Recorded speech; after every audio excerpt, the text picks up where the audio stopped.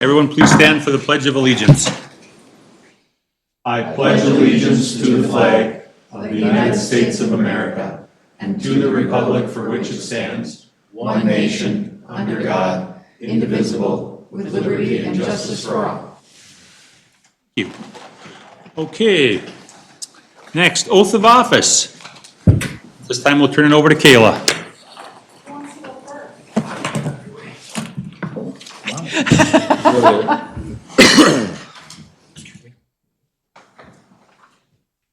Right, here's your sheet, and you're just going to repeat after me, basically.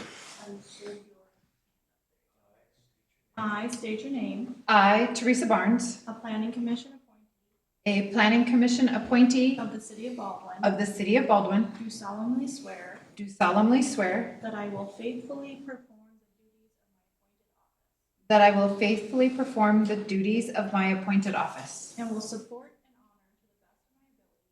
will support and honor to the best of my ability the Constitution of the United States, the Constitution of the United States, the Constitution of the Constitution of the state of Minnesota, all applicable laws of the state of Minnesota, all applicable laws of the state of Minnesota, Sherburne County, Sherburne County, the city of Baldwin, the city of Baldwin, as well as the bylaws, beliefs, vision, mission, policies, procedures, code of ethics, and code of conduct as well as the bylaws, beliefs, vision, mission, policies, procedures, code of ethics, and code of conduct of the City of Baldwin Planning Commission. of the City of Baldwin Planning Commission. I further affirm I further affirm through this oath through this oath that I will faithfully perform the duties that I will faithfully perform the duties of this public trust in a fair, of this public trust in a fair, equitable, and ethical manner, equitable, and ethical manner befitting the dignity and responsibilities of the office. befitting the dignity and responsibilities of the office. I additionally swear I additionally swear that I will not knowingly receive, that I will not knowingly receive, directly or indirectly, directly or indirectly, any money or other valuable thing any money or other valuable thing for the performance or non-performance for the performance or non-performance of any act or duty pertaining to my office, of any act or duty pertaining to my office, other than the compensation allowed by law. other than the compensation allowed by law.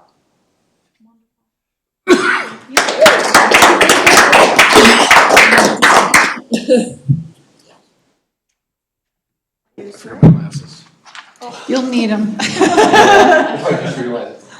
I will get out of the way too well. We'll play a joke on Abby. We won't give Abby the sheet. I'm over She here going, doesn't repeat just after say, me. holy cow, that would be impossible. It's pretty long. It's very long. Wow. Thorough. I state your name, I, Edward Stauffer, a planning commission appointee a planning commission appointee of the city of Baldwin, of the city of Baldwin, do solemnly swear do solemnly swear that I will faithfully perform the duties that I will faithfully perform the duties of my appointed office and will support and honor, and will support and honor, to the best of my ability, to the best of my ability, the Constitution of the United States, the Constitution of the United the States, Constitution of the state of Minnesota, Constitution of the state of Minnesota, all applicable laws of the state of Minnesota, all applicable laws of the state of Minnesota, Sherburne County, Sherburne County, the city of Baldwin, the city of Baldwin, as well as the bylaws, beliefs, vision, mission, policies, procedures, code of ethics, as well as the bylaws, beliefs, vision, mission, policies, procedures, code of ethics, and code of conduct and code of conduct of the city of Baldwin Planning Commission. of the City of Baldwin Planning Commission. I further affirm I further affirm through this oath through this oath that I will faithfully perform the duties of this public trust in a fair, equitable, and ethical manner, befitting the dignity and responsibilities of the office. fitting the dignity and responsibilities of the office. I additionally swear I additionally swear that I will not knowingly receive, that I will not knowingly receive, directly or indirectly, directly or indirectly, any money or other valuable thing any money or other valuable thing for the performance or non-performance non-performance for the performance or non-performance of any act or duty of any act or duty pertaining to my office, pertaining to my office, other than the compensation allowed by law. other than the compensation allowed by law. Deal. Welcome. Thank you, sir. Awesome, awesome. Thank you. Yeah. You get that. Thank you. Ed, welcome aboard. Thank you. Yep, for sure. Awesome, awesome, awesome. Okay. We'll do roll call now. Commissioner Marshall, Yes, I'm here, sir. Commissioner Stofferen, Here, present. Commissioner Schmock. Yes, sir. Commissioner Miller, Here. Commissioner Barnes. Here. We also have in our presence, City Planner, Mr. Licht, Present. and our Mayor, Mr. Swanson. I am here. Okay, good deal. Everybody turn in their claim forms to Kayla? Okay. Okay, B, approval of the agenda. Any changes, additions, subtractions? Otherwise, I'll entertain a motion to approve as is. Move. Second. A second. Any discussion? All in favor signify by saying aye. Aye. Aye. Opposed, same sign. Okay, approved as is. Okay, C, approval of the meeting minutes from our special meeting on June 18th, 2025. Has everyone had a chance to look that over? Anything on that? I am looking at you, Commissioner Miller. You didn't find anything? Well, that's good. I know, I'm saying. Wow. It's like, A comma? I know. I'll make a motion to approve. Okay, we have a motion to approve. Do we have a second? We have a second? Any discussion? All in favor signify by saying aye. Aye. Both same sign. Okay, meeting minutes are approved from our planning commission special meeting on June 18th, 2025. D, new business. We're not going to be addressing anything tonight. E, old business. We also are not going to be addressing anything tonight. And that brings us to the reason we are here primarily, other than the signing in of the two new commissioners, the comprehensive plan update. We have number one, the draft future plan use allowance, or land use plan, and number two will be the allowed uses. And I'll turn over to Mr. Licht. Thank you, Mr. Chair. Just by way of introduction for the two new commissioners, so the Planning Commission usually uses their special meeting, the one that occurs on the third Wednesday each month, as a discussion session for ordinance changes, comprehensive planning, or any topic that comes up that requires kind of some study or discussion before proceeding to the actual amendment process or adoption of regulations, et cetera. So this meeting tends to be more informal than the fourth Wednesday of the month, just as way of discussion between the commissioners and direction to staff as part of that. So one of the things that the Planning Commission was intent on working on leading up to incorporation was an update of the comprehensive plan. Prior to incorporation, the comprehensive plan for Baldwin had to be consistent with the comprehensive plan for Sherburne County and all the development regulations that then kind of come under that. The comprehensive plan is the overarching document that provides direction and vision for where Baldwin is today and where it's going in the future. So once the incorporation was kind of out of the way, we were kind of free to start working on this without threat of using some of the materials that we were putting together having been used against the township in the incorporation process. So first thing the Planning Commission did was some visionings or some issues identification sessions to kind of look at what the existing conditions are, what opportunities there are in the community, what's positive, what's good, what's needs some attention and change going forward. From that, we kind of moved into some discussion of goals. And then some of the commissioners were very anxious to color maps, so we put out a map and basically said what goes where. And so that the result of that effort is basically what's here tonight for initial kind of review and discussion. The intent is to, as we're working through each kind of stage of this, we're working behind the scenes to put it into document form that's going to then come back to the Planning Commission as the comprehensive plan update that can be reviewed in detail, hold some public meetings, and then have it adopted. The City Council also put in place a moratorium on any development applications basically along the 169 corridor in order to allow this process to go forward and be completed without the threat of any potential development disrupting what might be planned for the future, particularly around the County Road 9 interchange. So the draft land use map, the one with the blue in the northwest corner of the city, is what was discussed several meetings ago.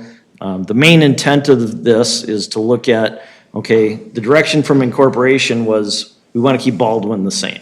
At the same time, we recognize growth is coming and there's need for economic development to make available services, create job opportunities, and balance the tax base. So through that kind of initial scope, the Planning Commission had identified that northwest corner as prime for industrial expansion.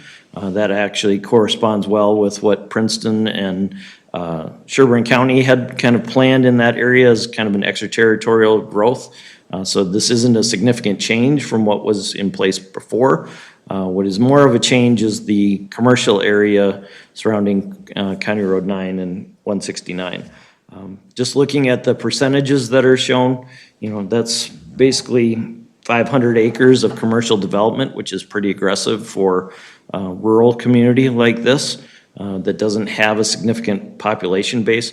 The attraction, of course, is the interstate access or the freeway access that allows commuter traffic to access, particularly that northbound side on the exit ramp. Easy off, easy on as you're journeying north.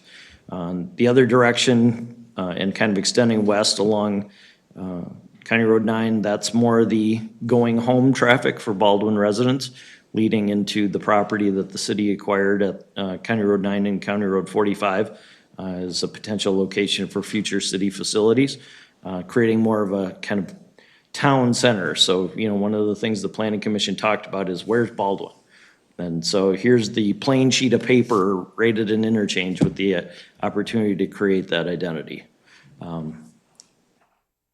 can take any comments that anyone has about the general map, but there were just a couple locations I kind of wanted to zero in on and get input about, unless anyone has anything. I guess I had a question about maybe the potential beach on Catlin Lake.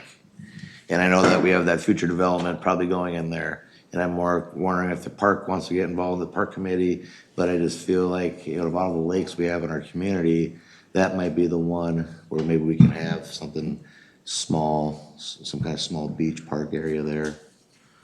Versus like Elk Lake is so developed. It's, they got the boat landing and, nothing else is gonna happen there, I feel like, so.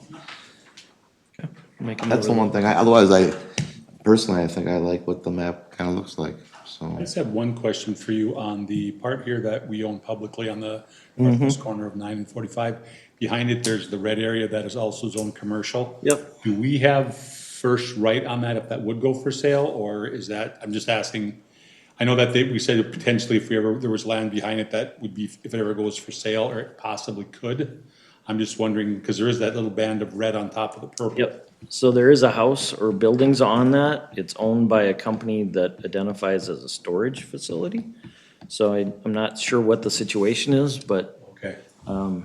my main thought in guiding that commercial is it's a 1/4 mile north of County Road 9, which is typical access spacing.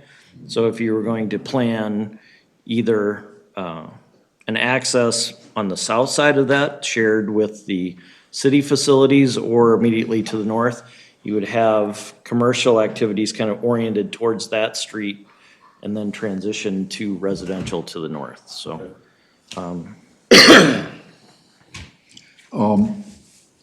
Couple of questions. Plans, the maps that we had before showed a lot of these properties down here subdivided. Yep. It's not showing it anymore. Yeah, it's, unfortunately, when I printed it, you can see them better on the, it's actually hard to see on the screen too, but you can see the White lot lines there. They're not showing up well. Okay, I got you, okay. We also, there's the second map that's there Yeah, that shows the plats, which I wanted to highlight as part of a kind of a separate discussion about the rural guided land uses. The subdivisions. Yep. okay. Did have one other question. Is this the dotted lines here, do they indicate roadways or Those are section lines. The dash lines are section The lines. hash lines. Yep, mm-hmm, Like that one coming right down east of County Road 9, is that 120th? yep. Couple questions. Young, on the parks and open spaces, Young is right there on the corner of 14 and 38, that big one right in the middle. Yep. Is Young. On Long Pond, we have right along 169. There's the north and south side of the lake there, as well as on Goose Lake down here on the east side. Is there anything, what are the Parks Board looking at that, anything? Those were just existing property, so the one in Goose Lake, that's owned by the city. Okay. And identified as a park facility. Okay. The one on 169 is owned by the Department of Natural Resources. That's the Veterans Memorial. Oh, okay, that's right, okay. So are we gonna do anything with that one off of Goose, kind of what Cal was saying about other lakes, but with that, since we own that on Goose, are we gonna do anything with that, or is that just? It's identified because the city owns it, and I believe Jay maybe knows, but, It is being done. yep. That is a park. We have a parking lot there and some walking trails. Talking, actually, the park committee's talking about, This one too. yep, that's the one I'm talking, sorry, not Okay, this one, this one okay. here. Correct, Goose Lake Park. Oh, okay, okay. Is that, we're not talking about Long Pond, as that closes out on 169, that's pretty much marshland, isn't it? Because there's no water there that you can see. Right. Yep. So that's pretty much marshland. Okay. Yeah, and if you look, it's hard to see on that scale of map, so what I'll have to do is have Kayla email this to you so you can zoom in on it. But if you look in that southwest corner, there's Goose Lake, and then the town owns some property here, and I think there's another piece that's missing right here. Could you raise that up to 120th, just below County Road 9?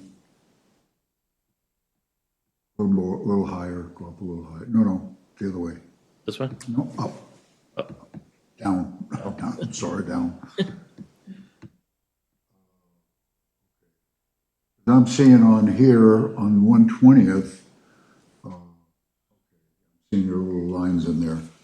It shows, on one of these maps, it shows just below the white, Right where 27 is, that's 120. 120th Street you're looking for on County Road 9? below County Road Right there 9. on the dotted line, that's 120th, yeah. There, 27, and that's 120th Street. There, I think that's the County Road, Jay. Yeah, that's the county road, this is 120. that's the county road, go up a little bit, so. And then 120 does run parallel with that section. Question, That's right on the section line. Yeah, exactly. my question is on the one that shows it in white. It shows, just below the white, shows an L-shaped crosshatched place. This? Right there. Yep, I'm correct. That little square, the crosshatched place is not all one piece of property. Half of that's mine. so this was just done off of GIS, so it may have been a plat that they used to. Oh, it was at Yep. one time. yeah. Right, so this shows all platted property. So this is very outdated then. Well, you probably live on platted property It's, though. you live on a piece of platted ground, Okay, and it probably is, what it's showing is the plat. It may be two well, parcels. that plat used to be a square 20 acres, and then they cut it off the long part of that L and the piece down below it, which now is owned by the fellow who owns that whole green area there. He owns that piece also. It's not shown as part of the plat. And I own the other little part, and so that's not part of the plat anymore either. But just because you own something doesn't mean you take it out of the plat. Well, then, what, okay, so, and I have no problem with that. I'm just asking, well, and why is the one that was just bought a couple of years ago off the plat and the other ones aren't?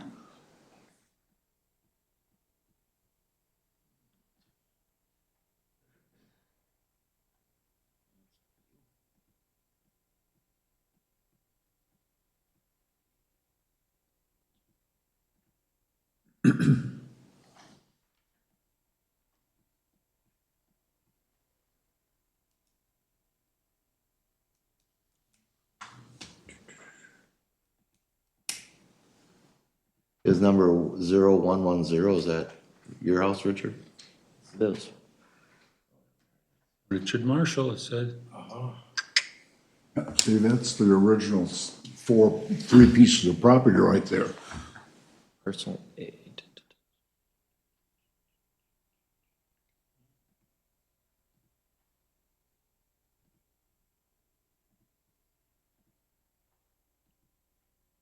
So your lot is platted.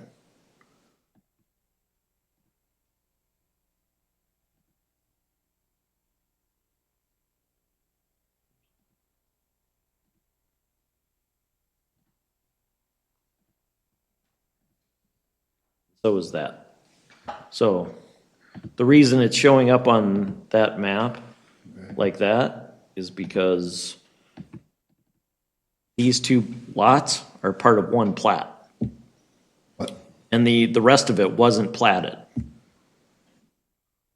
beg to differ. okay? The part right behind my property there that makes that a 20-acre Yep. square was originally part of a 20-acre square that was broken off into three pieces just prior to my, Yeah, prior to my buying the one piece. so what may have happened, And so that piece was just recently purchased by Leo. to the south?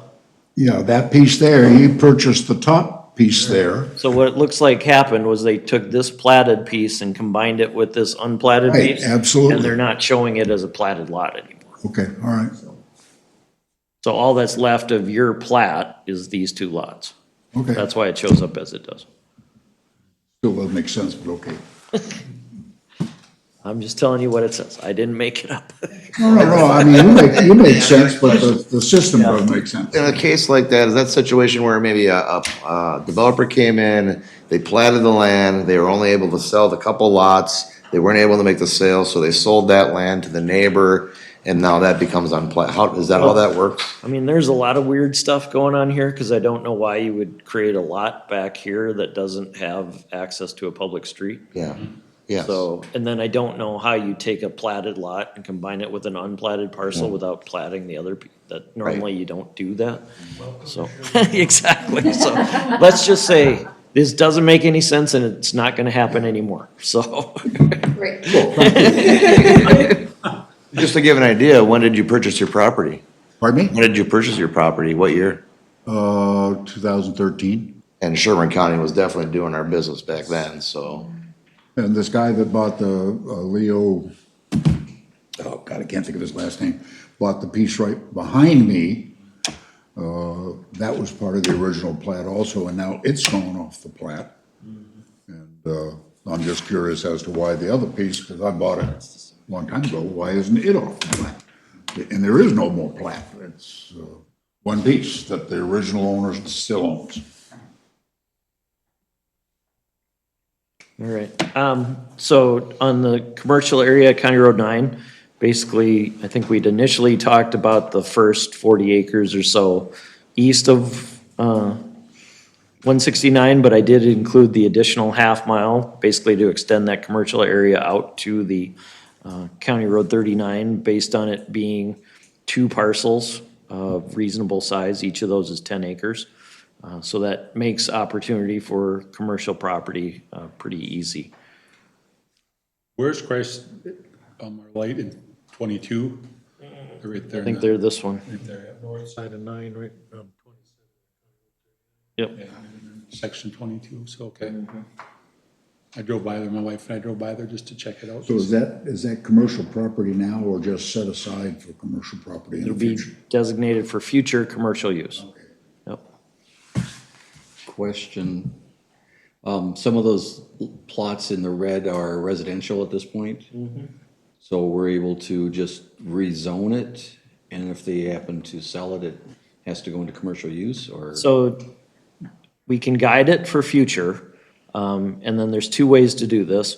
You can then zone it for commercial, and the house becomes a legal non-conforming use. So it was legal at the time it was built. But the state law basically protects homeowners and property owners' rights that you know, you have an invested right in your property, having built a house on it. So you're allowed to continue that use for as long as you want. You can't enlarge it, but you can maintain it. So you can re-roof it, re-side it, do whatever needs to be done to maintain it as a house. The other thing we can do is rezone it to commercial, and then within the interim uses allowed within that zoning district, put a provision in that says existing, or single-family dwellings existing as of this date may continue as allowed uses. So that would allow them still to continue the residential use. They could actually add on to the house, they could add a pole barn, they could expand the garage.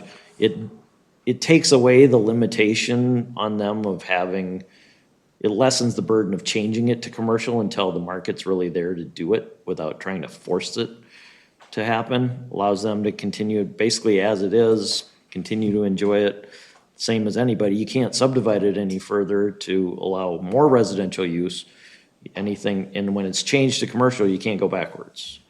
So that's the approach I'd recommend. How do we decide which of the two ways we want to go? My recommendation would be to do it the easy way, and put that interim use in there. It recognizes that this is a long-term plan and doesn't burden the existing property owner with the restrictions of non-conforming use. Chair, just have a question. So if that person was to sell that house, how does that work? Does it remain a non-conforming use? Yep.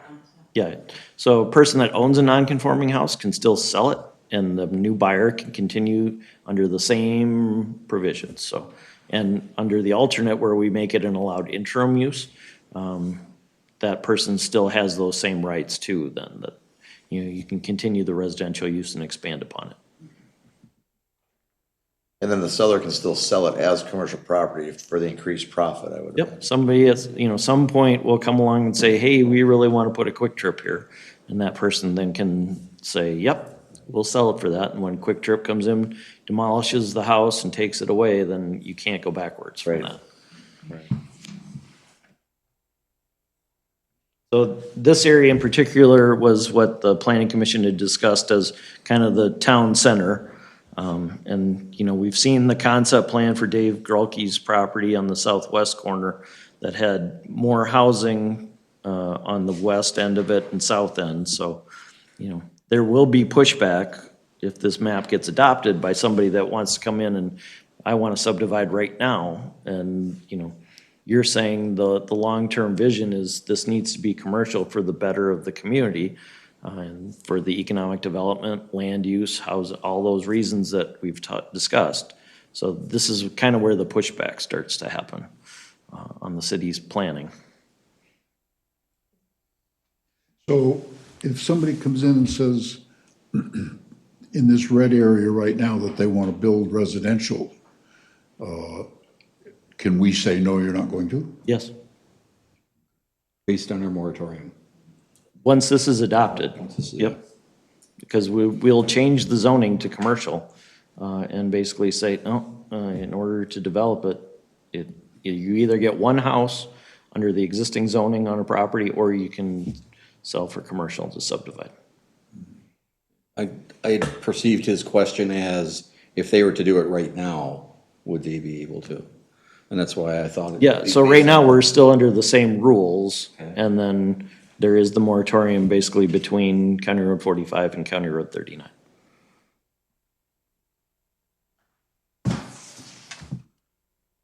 Is that concept plan available for those of us who haven't seen it yet? Yeah, we can send that to you. Great. I'm just curious. Yep.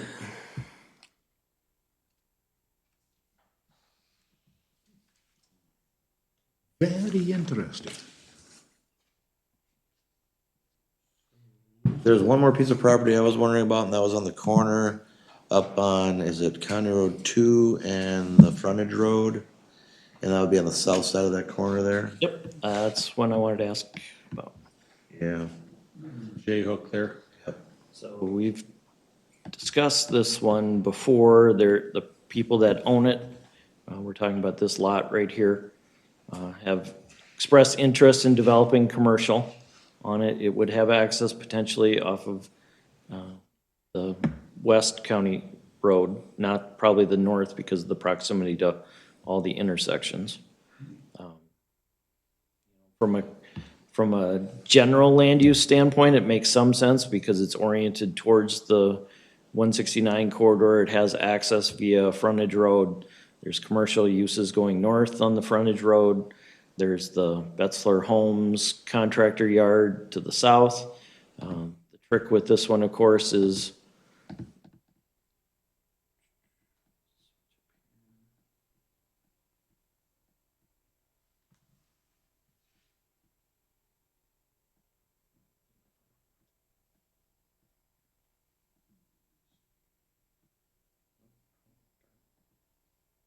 having people watch me try and I know how that goes. So here it is.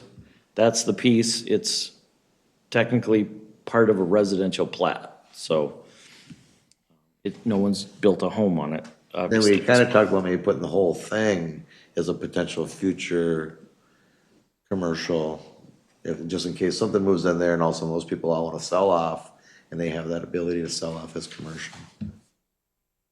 Is that still in the conversation? Can do that. I like it. I like it, because I just think then it's like, that's a very nice corner to zone commercial. And that's, what did you say that was acreage wise? 10 acres? So this is an acre, so this is probably 10 maybe, Okay. It's kind of the same thing if somebody comes in there a little down the short of road. 10. At least the people that live there, at least then they'd have that profit margin where they can maybe get into something that's replaceable or whatever. And if the understanding is doing it with the existing homes are allowed to continue as interim uses, Yeah. I think that allows flexibility, so. How do you, Patty, how do you feel? Do you feel that? That makes sense to me. I agree, it's a, What we were gonna talk about was that becoming commercial. Yeah, Yep, if we zone this, if we did the same thing that we did to that southeast corner of 9, where then the homeowners are safe where they're at. That commercial property right there with a little L on it right there becomes commercial. yep. So everything highlighted would be kind All of of it. commercial. May I ask, did the church, the Catholic church in town sold? I know this church that's right here, it's not Baldwin, but was interested in that church a couple years ago. Do you know who bought the Catholic church? Does anybody know? How do you, I'm sorry, something came to my mind. How do you deal with the blue area in that quadrant that's already commercial and already industrial? Actually, that church is Baldwin. This piece?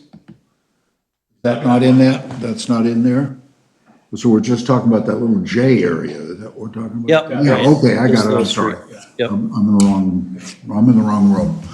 Yeah, so this is where, this piece is where Betzler Homes just built. Yeah, okay, I got it. So that church, Jay, you're saying that's right up there on the north side of Yes. 317th, that church is Baldwin? That is Baldwin. Because they were interested in, I mean, I know a long time ago, they were interested in opening second edition there. They were interested in buying the Catholic church. But the Catholic church just sold in town as far as I've heard. And so I don't know who bought them. And I know that fact they were interested a couple years ago or a few years ago. I didn't know if they made that purchase or not. That's Yeah, part of that's this such- proposed red on the Yep, so- north. That's this piece right here. All of these pieces here are planned for commercial. So being a church, what this right now is residential with, So it's guided, it's proposed to be guided for commercial, and I don't have the zoning map. but if somebody bought it, is it a conditional use permit or an interim use permit right now being a church on residential? It's a good question. It says other zoning on your other map, other than rural. I mean, I guess it could be, Yeah. That's something that we can look at, how to set it up. Typically, you'd make a church or something. So first of all, it's hard to distinguish now between churches and, say, a theater. Okay. Because basically, to decide if it's a theater or a church, you have to decide what they're doing in there. And you could be restricting First Amendment speech, so there's all kinds of case law about if you allow theaters, you're gonna darn well allow a church there. Cities tried to make the distinction because one generates taxes and the other doesn't.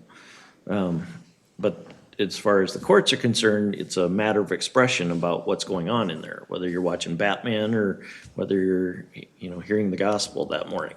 So from a land use standpoint, they're the same. So we would make it a conditional use based on traffic generation, noise, activity that might cause traffic impacts or infrastructure impacts in that scenario. But so whether it's a church or a theater, it's still kind of a commercial use.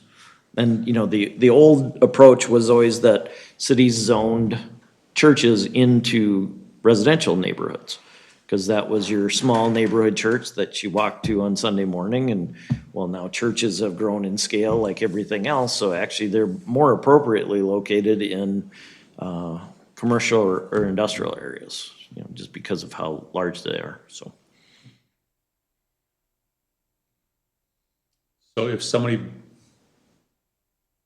we can turn it, we can zone it commercial. If somebody comes in and says, I bought this church and I'm gonna turn it into a theater, it's still not zoned commercial because they can keep it under the existing.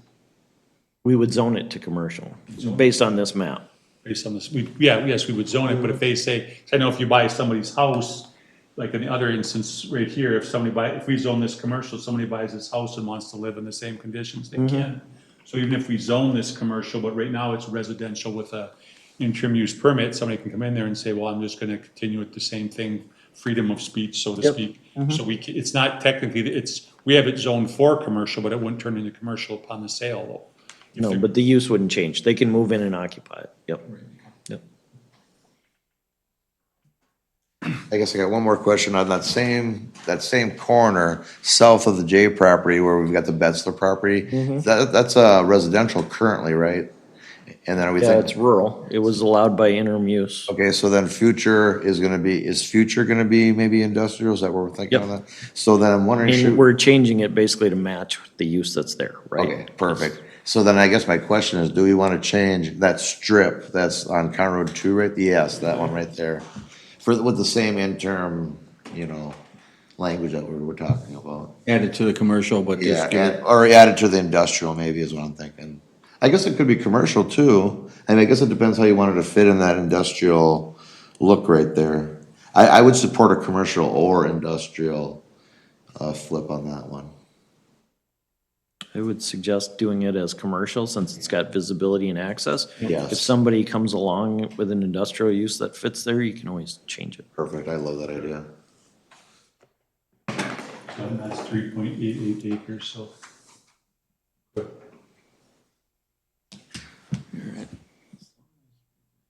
And so Yep. if it was industrial, well, then they could put storage units or something then, right? So except for the fact that in the zoning ordinance, we didn't list storage units as an Did we allowed. take it out of the industrial Yeah, also? yeah, we completely took it out, so. All the ones that exist are legal non-conforming uses, so.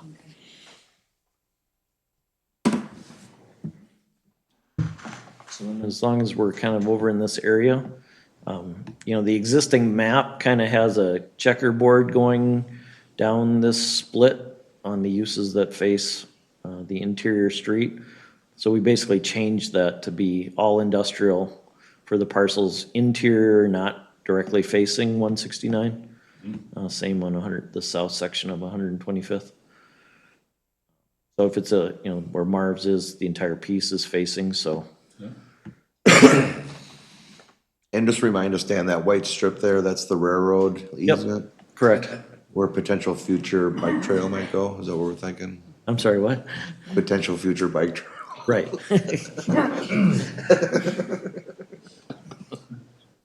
From the incorporation hearing, that's the tail that we said doesn't even wag the dog or can't even wag the dog, something to that effect, so.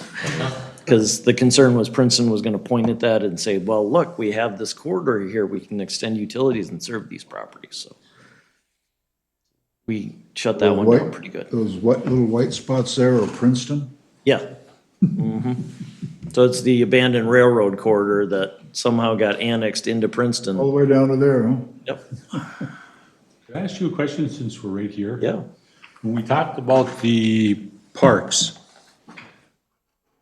this lot right here was sold and designated as a park in Wind River. This is, I live right there. I live right there, and then the neighbor. This is designated as a park area. But now, that's the one I asked, since this is a private road. Right. Even though that's a park owned by Baldwin, Oh, it's a city property? you don't have access to it because it's our road. Well, we own the property that is part of the, there must be easement to that parcel, right? That was the quick, because I know someone brought it up to us, they're like, well, if we wanted to ever sell it as a development. So I guess back to the original thing, I was wondering, in situations like that where someone may have donated land for park use, I didn't see any little spots on this, but they might be so minute they wouldn't show up. Do we have like little 2.5 acre, 3 acre lots scattered around that don't show up, or? There's a list of properties that the town or city owns, but they weren't necessarily dedicated for parks, so that would be something Okay. what we'll do is finalize this map, and then something that the Parks Committee kind of needs to look at is, when you look at the entire city, think about 2.5 acre lots. People don't really need neighborhood parks in those scenarios because people don't use neighborhood parks like they used to. The general rule for a suburban city is that you put a park every square mile or so that there's a half-mile walking distance to them. Okay. And that gives you a concentration of people that can easily commute or walk or bike there. Well, in Baldwin, now you're spacing that population out. So it would take that number of people that much longer to get to the park. So you're reducing your potential population that's serving. The other thing is the way parks are used nowadays, everyone has a play set in their backyard and doesn't kick their kids out of the house to go to the park. So that neighborhood park function, especially on 2.5 acre lots, is being met by their own private yards. What the park committee needs to look at is, so community parks like Young Park. Yep. They have a larger service area, but then you also have to consider physical barriers like 169. How easy is it to get from West Baldwin to East Baldwin to access that park?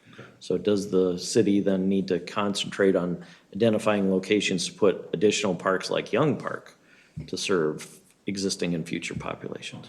And then as they're collecting money through park dedication, setting that money aside with the idea that we're going to use that to buy and develop another neighborhood park potentially. So that's something that they have to weigh in on.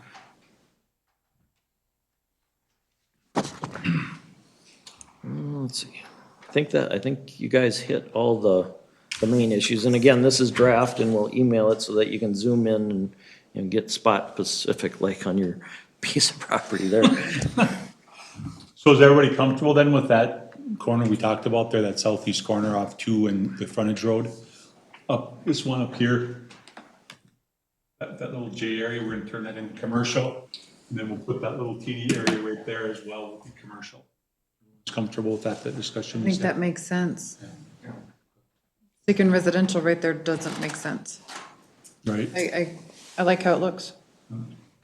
Another area I wanted to we talked about this briefly prior meeting. Northeast corner 169 and 305th. Road 30. Right here, this northeast Yep. corner? Kind of this whole piece. There's opportunity for commercial with, you have a major access point off of 169 to a county road, so it's not likely to go away in the future. They may come along and do J turns at some point or some other type of intersection, but at this point, it's relatively unsubdivided, so the opportunity is there for commercial. So how big would that be? That's 90 acres there plus the piece you'd need for access, so about 105 acres. Okay. It wouldn't necessarily need to be the whole thing, but at least.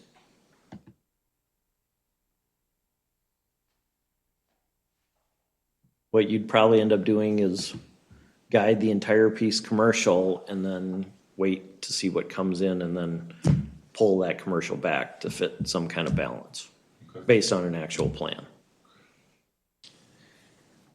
Dan, in like, let's say 10 years, let's say we just leave it the way it is, but then 10 years is like, wow, we filled everything up so quick, and then we want to come back and do something like that, that's definitely doable, I would think. Yep, so the risk though is that they would sell. Yep. And it would get subdivided entirely residential. Okay. So, you know, the market is sooner for residential than it is commercial. I guess I could see taking at least the one property, the 1300 property,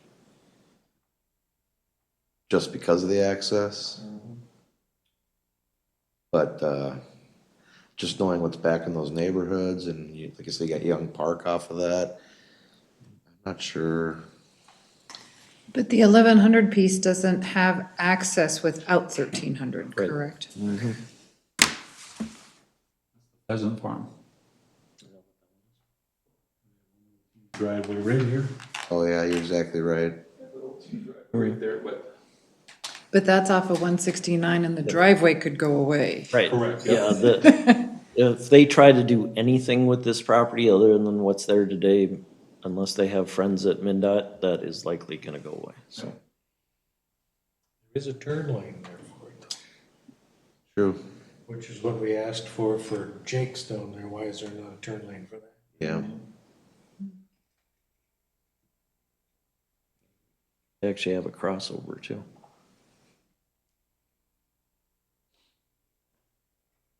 Chairman, on the south side of 305, so right now we're talking about the north side of 305. So 305 has a crossover, so it'll accept traffic from both directions. Yep. 305 is a major cross street. Yep. Is there any advantage to going south of 305 as well with future commercial? Jake's is right here, right? So that'd be the 030 property? Yep. My thinking is if you're gonna have, commercial on 305, why would we limit it to just the north side? Why wouldn't we, access the south side as well? I mean, because I assume this is the discussion we're having regarding, the moratorium that we put in place. Right. The moratorium is so that we can decide what's going on 169. So this is a conversation, we have to look at the whole section of 169 and decide, what's the best, application and use of 169's. Visibility, yeah. Yeah, because there's visibility south of 305 as well. Yeah, I don't disagree with that. Potentially between 305th and 303rd.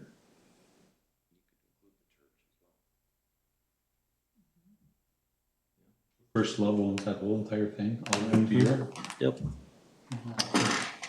And there is an advantage going to commercial up against 169, because usually MnDOT will have an ordinance that says if you're building residential next to it, they have to do additional building requirements because of the sound. And the noise requirements, they have to do additional window requirements or things along those lines, because the traffic count is too much for residential. So putting commercial against 169 can help us step from one to the other, and it gives us a nice transition.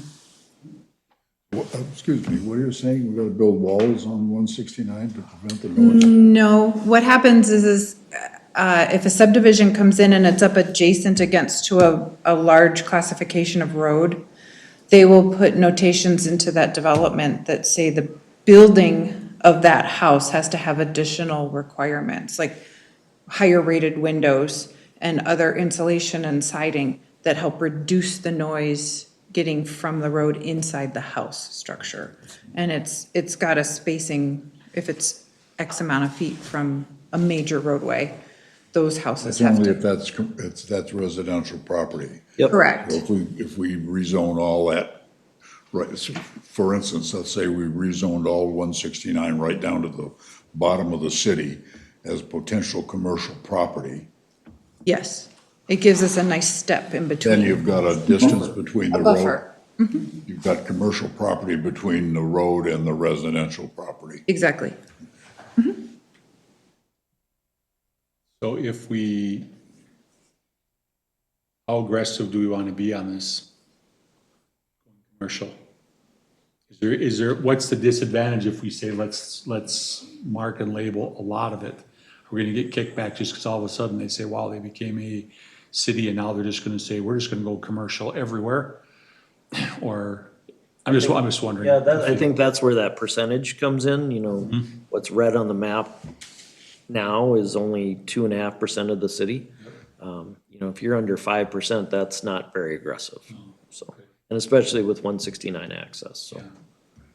So if we went hypothetically with all the places we were talking about, if we went commercial, that shouldn't get us, if we go over 5, it wouldn't be very much. No.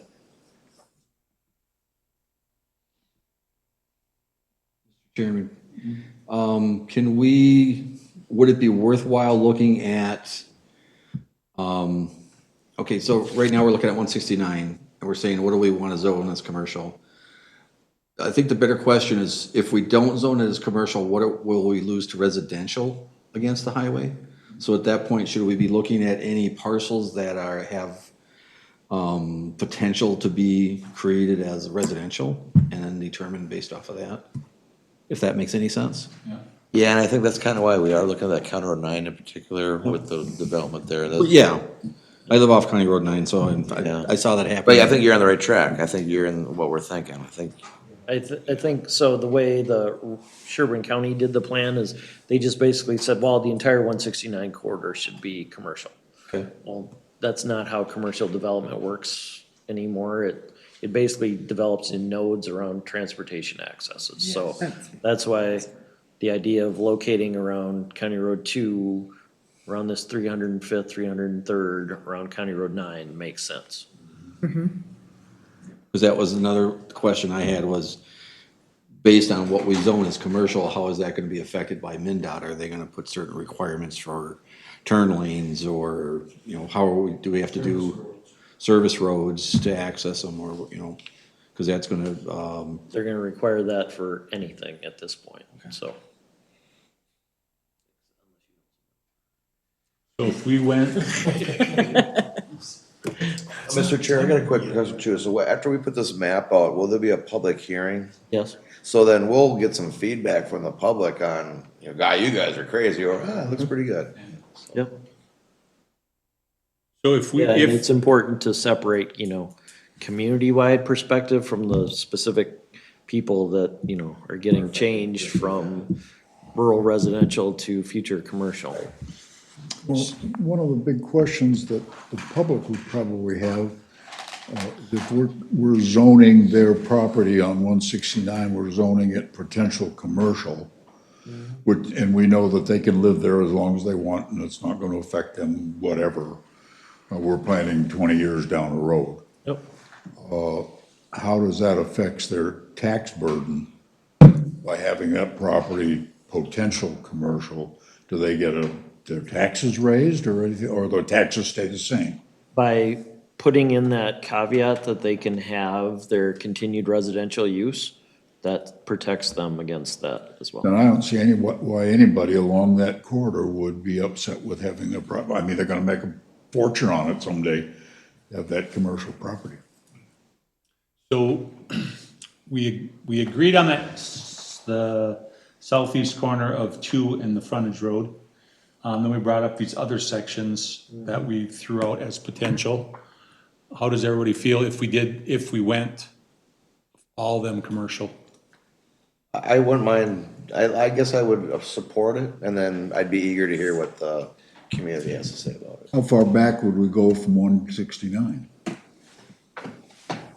That's what we'll need to That figure is- out. Oh, I That's what we'll guess figure for me, out the later. church would be my limit. I don't know if I'd wanna go beyond the church, but it does look like the church must cross over onto that second piece of property, So that shed they got. the advantage of doing this Yeah. is you end up, basically, this becomes a street or Oh, a yeah. shared driveway that accesses this property Yep, and comes back and up. I like it. And then, okay, so if we went with that commercial, then up from there,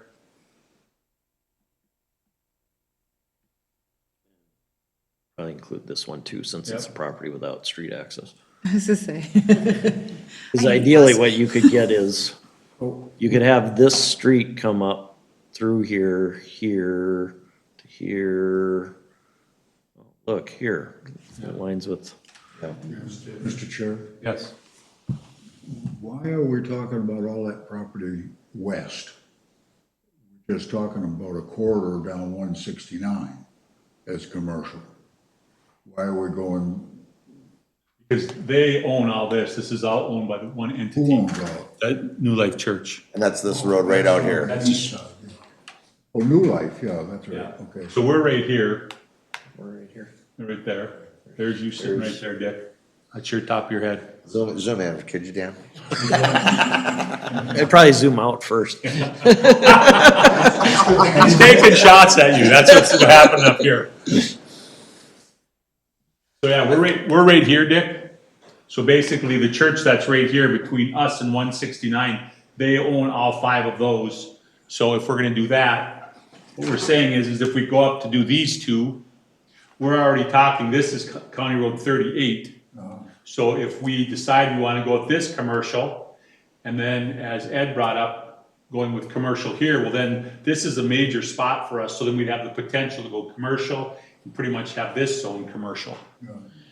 And then, once we hear from the public, But if we decided to go down 169, my question still stands, how far back on either side of 169 would we go commercial? I mean, how many feet from each side of So, the highway would you go? I don't think the intent is to go down the entire corridor, because that's just not realistic. Okay. Without utilities, without the population density. Because Baldwin is dependent on not only your population, but the market potential off of 169. Because there just isn't gonna be population density in Baldwin to generate that much commercial. So you're talking about doing nodes at these major intersections, County Road 2, all right. 38, 8, and then at 9. so if you look at, So then here, I mean, you could keep going further west all the way. Where is that outline? Where is it on here? So this is not currently shown on the map as commercial. The little purple square there is where we're sitting right now. Where the what is? This little purple square. This is, Up here. this is where we're at. Yep. The church is right above us over here. Uh-huh. So that's the area that we're talking about right now. Oh, okay. which if you look at the distance between what we're talking about on 9 and 169, this area here is halfway between Princeton and 9, so. And then like he was saying, there's that County Road 38 there, so. You even wanna go a step, Well, I guess what we're doing is rather than develop a city, we're developing little mini cities around in the one city that we have. We're not gonna have a city center, we're gonna have little, right? And that's the question. that's is, okay too, I Where's guess. Baldwin? I think what, we're trying to take advantage of the existing infrastructure, the road infrastructure, of what people can access. So here's an example. Here's a city of 80,000 people. They have major nodes, commercial at their interchanges at I-35, and then some smaller pockets of commercial. That's the historic downtown there. But you don't just have long stretches of, Yeah, all right, yeah, I could, that's, It's a nice visual to see. yeah, and I'm not sure that I like having one great big city, but certainly small little, I don't know what you would call them, they can't call them a city, I mean, we are a city, but they're. districts or nodes. Little districts, yeah, yeah, that'd be good. Mr. Chair, I got a quick question. Do we have any plans for future use of potential, like multifamily homes or mini apartments or condominiums or anything like that? I know in the past we've expressed that we don't want that, but I guess I'm just looking at what we have going, like hotels, I guess would be the other thing. Is that a commercial thing? That's commercial. Okay. I would Guess that's what, say, I'm just throwing that in the conversation, I guess is what I'm. unless you're willing to do sewer and water utilities, no. Okay, that's the thing right there. Okay. So, yeah, I say You're gonna no. need it for fire protection Yeah. on the water side and sewer, that's a big septic So in system. this, in a commercial district, if they were to put a motel up, what happens there then with that situation? Or are they unable to because the infrastructure is not You there? can do a motel or a hotel on a septic system. Okay, I have to pump it a lot. sure. So basically, the area we just discussed is this area right here. Yep. This, if we turn this, so Dick, kind of what we're talking about, the nodes we have down here on 9, commercial. We have up here, commercial, we're gonna turn this into commercial here. And then right here in the middle, so we kind of have commercial, commercial, commercial. Yeah, that's good, that's a good plan. I don't have a problem with that. Starting to look more and more like this. Because as a west side resident, You behave yourself. You sound like all the people I work with in Otsego. Mayor- Mr. Mayor, you behave yourself over there. Notice I'm staying very quiet. I notice. You're making little innuendos. 50-year racket my dad and I have been running, so. Oh, yeah, by the way, you guys need to know this. Sorry, I don't mean to interrupt. Yep. But I don't know if you've heard this, but Tom Rush, Councilman Rush, Dan Licht's new name from Tom Rush is Cool Hand Licht. Do we want to know the backstory? Yeah, well, yeah, absolutely. There we go. Sharing that, city council I don't liaison know where it update, you came can tell the story. Okay. You were gonna say something, Ed? we were talking about developing 303rd and 305th. I could see as a west side resident, I live down by Elk Lake, coming up 45, turning on 303rd and then going to that Yeah, area. I could see that too. I mean, it would be convenient, with the right stores there, it would be convenient. Yeah, yeah. So I think it's a positive development area. I think, Mr. Chair, I think that what you've identified on here, it just occurred to me, what you've identified on here, 3 nodes along 169, that's gonna take us well into 10, 15 years from now, 20 years from now. Plus, Oh, yeah. more than that. Yeah. And that's good. It keeps, it maintains our rural atmosphere and so forth as well. When that happens, I'll be sitting there and I'll be the cranky old man. Well, then you're learning from somebody That else. wasn't what we talked about. Teach you well, my son. There we go, see? Boy, look at the time. You were, And you can have a chair. cooker too. See, I'm following you. I was over there and you were the chair and now I'm here and you're As there. long as we have a fleet There farm. you go. there, See, it's Well, wait a true. minute, No, What are you talking about now? You badmouth me over there. No, you just have to walk across your property to Fleet Farm, Yeah. that's all. Taco Bell. Mr. Chair, can we identify, are there any other properties along 169 that would go into residential development if we don't categorize them?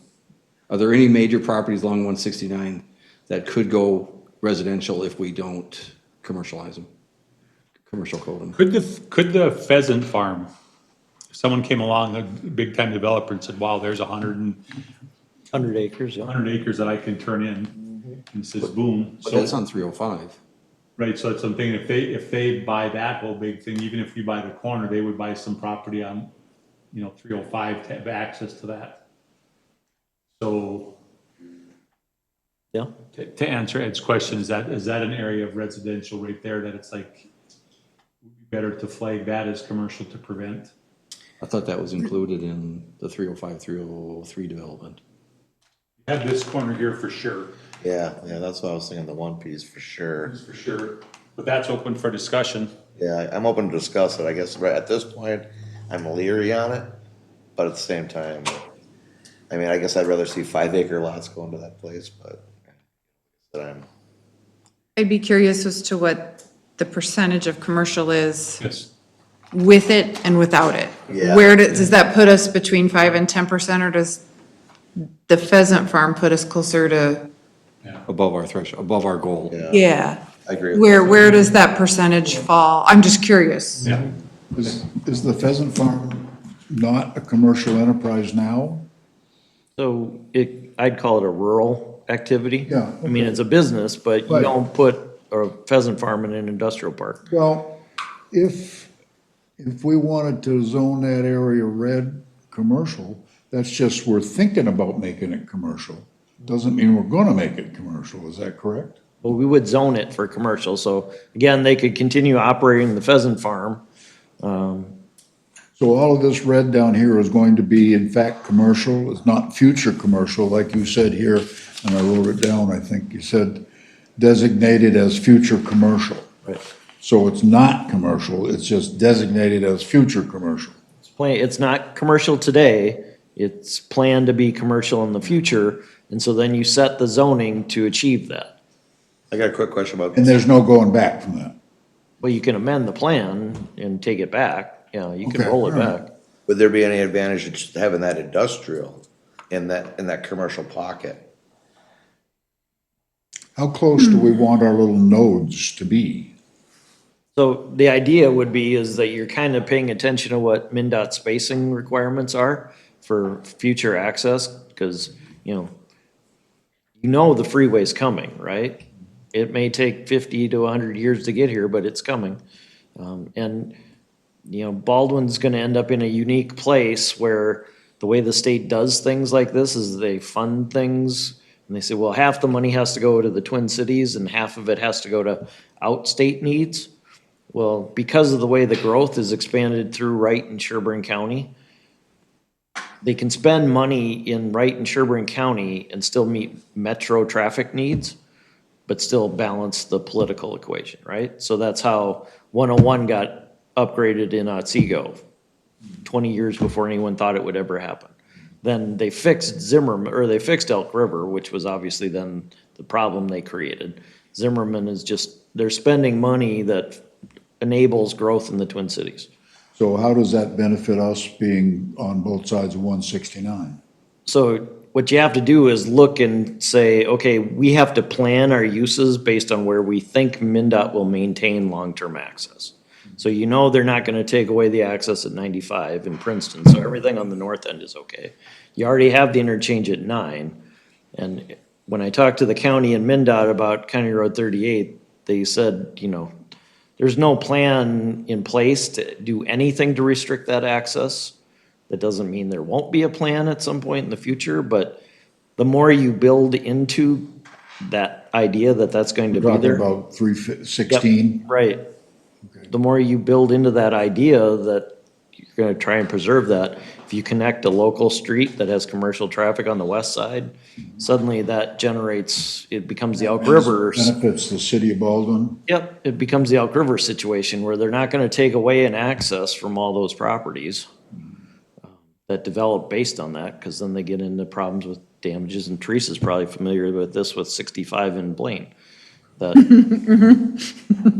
if you concentrate the right development in the right place, it forces MinDOT to recognize the access. But if you just do a string along there, I mean, there's no way they're gonna allow, individual accesses or 2 or 3 access or little stub streets like that, so. If you look at the percentages pertaining to what Teresa said, if we actually make this entire northeast corner of 16, not the entire area, but we make this whole area here, this one and all of that, commercial, if you take that square, I'm just comparing it to what's already, this is 2.5%. If you take that square there, and you take this little square right here that we're doing on here, this little teeny square, and that little teeny one up there, the J hook, Yep.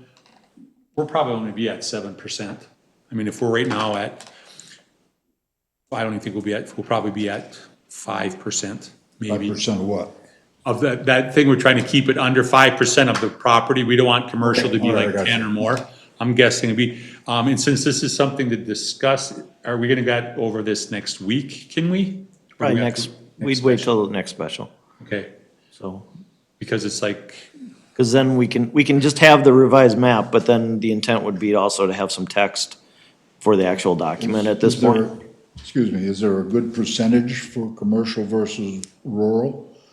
So if you look at it, we looked at this before for a typical suburban community with, urban lots.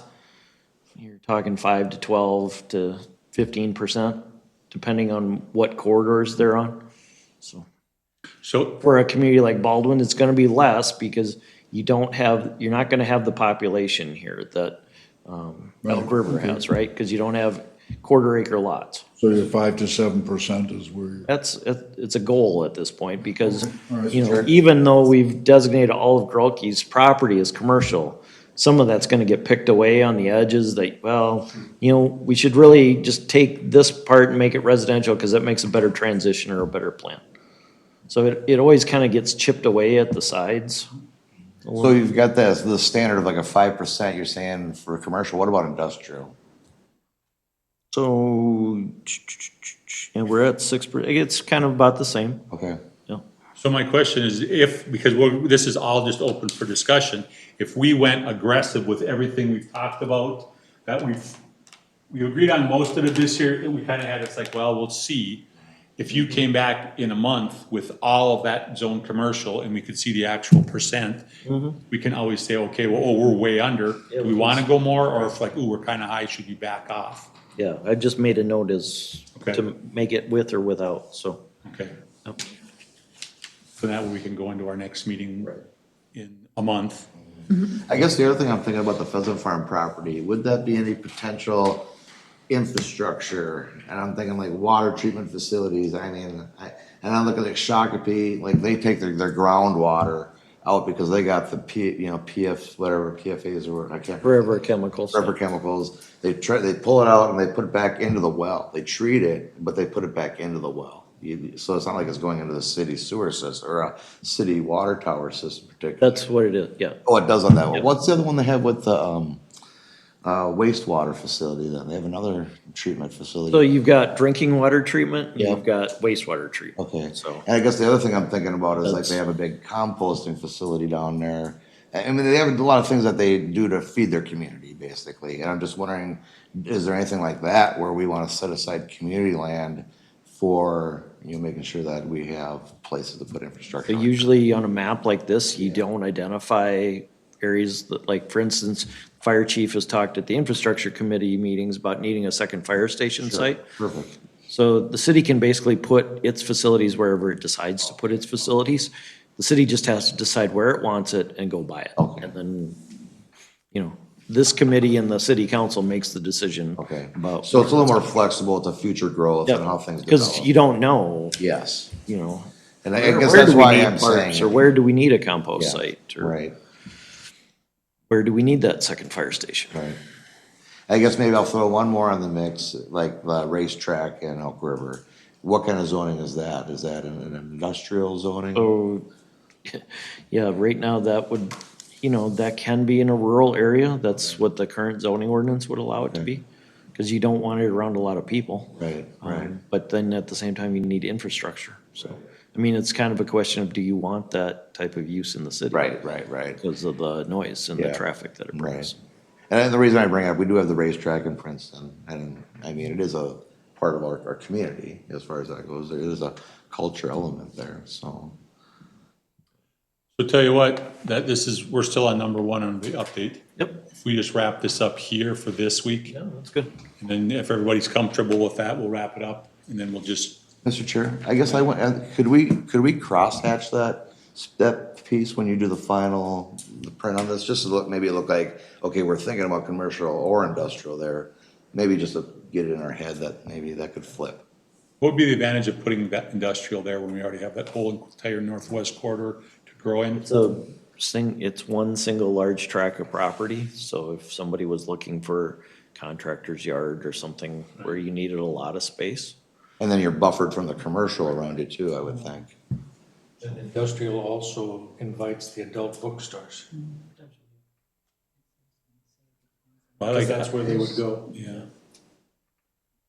I look at that as the plaza. And I look at the Pheasant Farm, those plazas I always talk about that, pulling off, pulling on. They have the Yeah, gas right, station. we That- talked The about Pheasant Farm would be perfect for that. We would destroy Princeton's business, not that's what we're looking to do. But with people going north, everybody would say, oh, stop in Baldwin, they have a plaza. You got food, bathroom, gas. You have a place for everything. That would be something that could, if it would potentially be big enough to go there, if that whole area wouldn't happen for 10 or 20 years. but Or do you think that's something more of there. a County Road 9 thing? That was what I was thinking. Well, that's The where. interchange there. Yeah, but see, then you have an interchange, it's not a plaza, an interchange slows traffic. for people who had Oh, you're thinking the one side of the highway. plaza where they would just come off and people would drive up here. They would just pull up and then they'd pull off into the plaza and they pull right back out, just like they have in Ohio and Illinois and all them when you're heading out east. They don't have, not one single ramp. You go and then you have to come back and you go this way. It's all, plazas are all this way when they make them. And there's Like a probably rest not stop. Would you do one that single on one both sides those of the highway? also. Is that one single? Because MinDOT's probably not gonna go for that. That's where I was gonna, I don't think MinDOT will go for that off 169. They aren't gonna allow the access points, would be my guess. Like in Chicago, when you see the plazas, they're like in the middle of nowhere. There's nothing for 50 miles on either side of that plaza. You know what I mean? And you see it out east along the tollways so that you don't have to get off the tollway. You know, you're just pulling off the tollway and back on, so it's already a highly controlled access, and then they just plan it as part of that. This is, I can't think of any instance where I've seen something like that in the Twin Cities. Yeah. Well, as well as they have traffic working down the metro area. Oh, yeah, I It's mean, such- we should it flows keep so that up. smooth, we should just, I guess we have to take them at their word that they know what they're doing. But, okay, we'll tell you Yeah, I what. would say with that part of the problem is MinDOT doesn't look far enough ahead. Yeah. They do things and you kind of look at, say, why did you do that when you know you're creating the same problem, for example, on 94, where 610 is now being worked on? Yep, To go from westbound 610 to southbound 94 or eastbound 94, you're gonna get off a freeway, go through a signalized intersection down a ramp, which is the exact scenario that is a mess at 101 and 94 in Rogers. and when they built 610 at first, they had it come out, all the people from Blaine and up there that came on 610 west, they had it go down to 3 lanes, and when they realized, right after they built it, boy, that was really dumb, we should just added a 4th lane all the way to Rogers, so they did. It's like and that's the problem, even if great idea or bad idea, they don't think past Well, yesterday. and it's not necessarily that they're not thinking about it, but they're not funded for it either. They're not getting enough money to do it the right way, so they're making do with what they've got. Think about that every time you fill up your gas tank, just saying. The same. So Okay, transitioning to the next item, so Yes. the reason I put this map in front of you with the crosshatch areas, okay. and this pertains to how to address future land use in the rural areas, because, okay, all of Baldwin is rural, but there's 2 distinct types of rural going on. There's the 2.5 acre lots in subdivisions or neighborhoods, and then there's the larger rural parcels, 5 acres or more, for example. So, recognizing the rest of the green area is gonna fill in with that type of development. What we talked about at a prior meeting, was looking at the uses that would be allowed under that rural scenario. And then putting in place a mechanism for 2 zoning districts. The one would be the existing general rural, that basically allows for residential development at more lower density. So the current 2.5 acre minimum, we'd probably change that to a 5 acre minimum, if not 10 acre minimum. And then if anyone wanted to come in and do rural residential, one of these types of plats, they would have to request a rezoning to allow that 2.5 acre minimum, which then gives the city greater ability to say, this fits with this specific area or it doesn't. So when the Northland Ponds came up and the property owners to the north were saying, well, this is silly, this doesn't matter. And, you know, the planning commission's kind of agreeing with that, but they're meeting all the rules, your hands are tied. Right. I love this idea, to be honest with you. And personally, I've been actually thinking about the last few weeks of bringing up the idea of maybe we should go to 3 to 5 acre minimum lot sizes, to be honest, just because of what we have left in our community, so. So then, in that second zoning district, you can say, well, the minimum's 2.5, but we want an average density of, or an average lot size of 5 acres. Or, you know, so that you can get more range through them, and it's not, you know, these plats where they come in and try and maximize by creating really long skinny lots that meet the requirements, but. Yeah, or half of a pond is your land, you know what I mean? Right. So that's why I showed this, because then it's gonna kind of roll into this next discussion on the tables that are in front of you. When we adopted the Baldwin zoning ordinance, basically we had to take Sherburne County's ordinance and label it as Baldwin. And I think some of the applications that we've seen come through, you're kind of like, why is this allowed? You know, particularly contractor yards in rural areas where, you know, the Betzler building is an example, the contractor with the landscape business down here, Jake's Tree Service. You know, you're kind of like, these don't necessarily belong in rural areas. They also, in that scenario particularly, work against the idea of trying to develop industrial. Because you're giving them the ability to pay residential taxes or lower property acquisition costs, lower development standards, versus having to go buy property to the north where you've planned for industrial to happen. So it's contradictory to allow extensive home occupations yet promote industrial development. And then you have the associated land use compatibility problems, infrastructure problems, et cetera. So the intent of this table was to literally go line by line and get direction from the planning commission as to, do these uses make sense in these areas? Or should we take them out? Should we put them in a different zoning district, et cetera? On the table, I also put in the idea of a R2 rural residential district. That would be the platted subdivisions. So, you know, maybe on the rural lots, the city allows for home occupations in a detached accessory building, but maybe not on a 2.5 acre lot. Because you're inviting more activity by allowing it in those buildings. Can't see. Oh.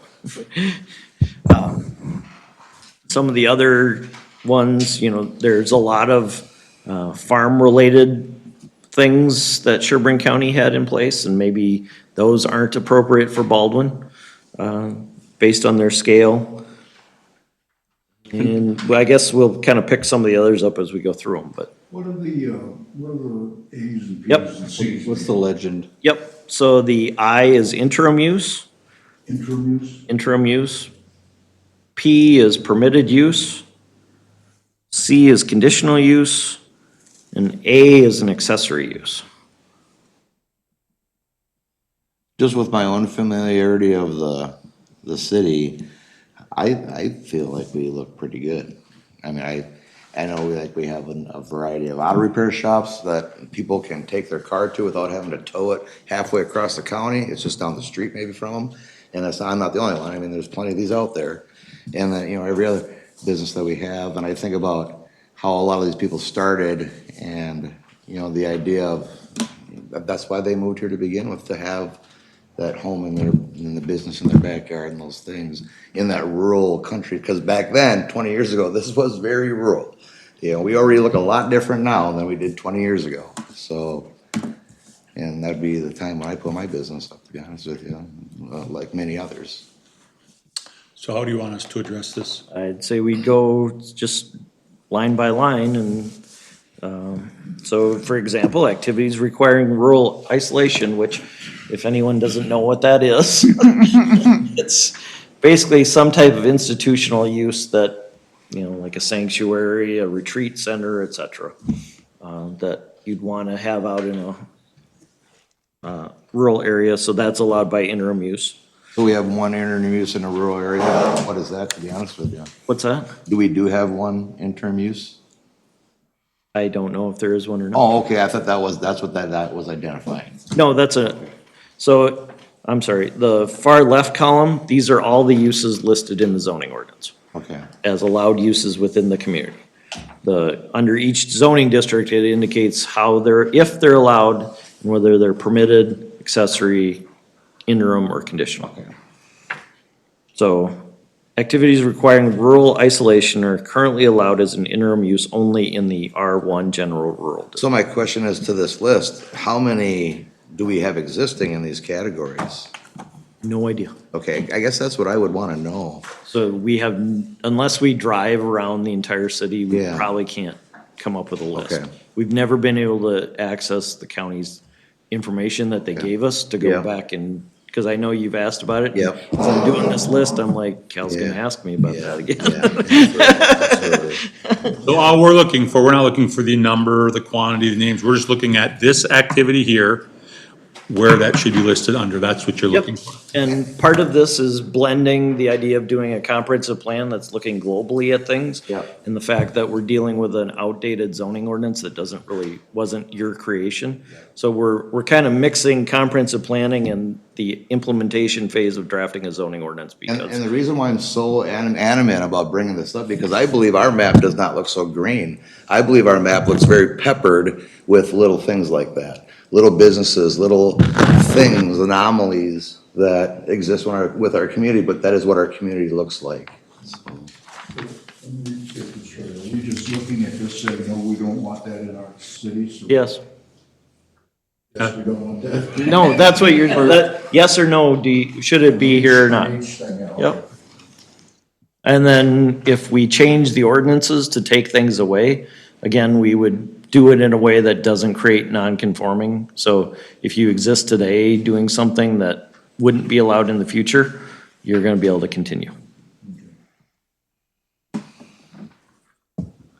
So, okay, activities requiring rural isolation, interim use, R1 district. Good? Mr. Chairman, What and are they? What would they be? Like a retreat center.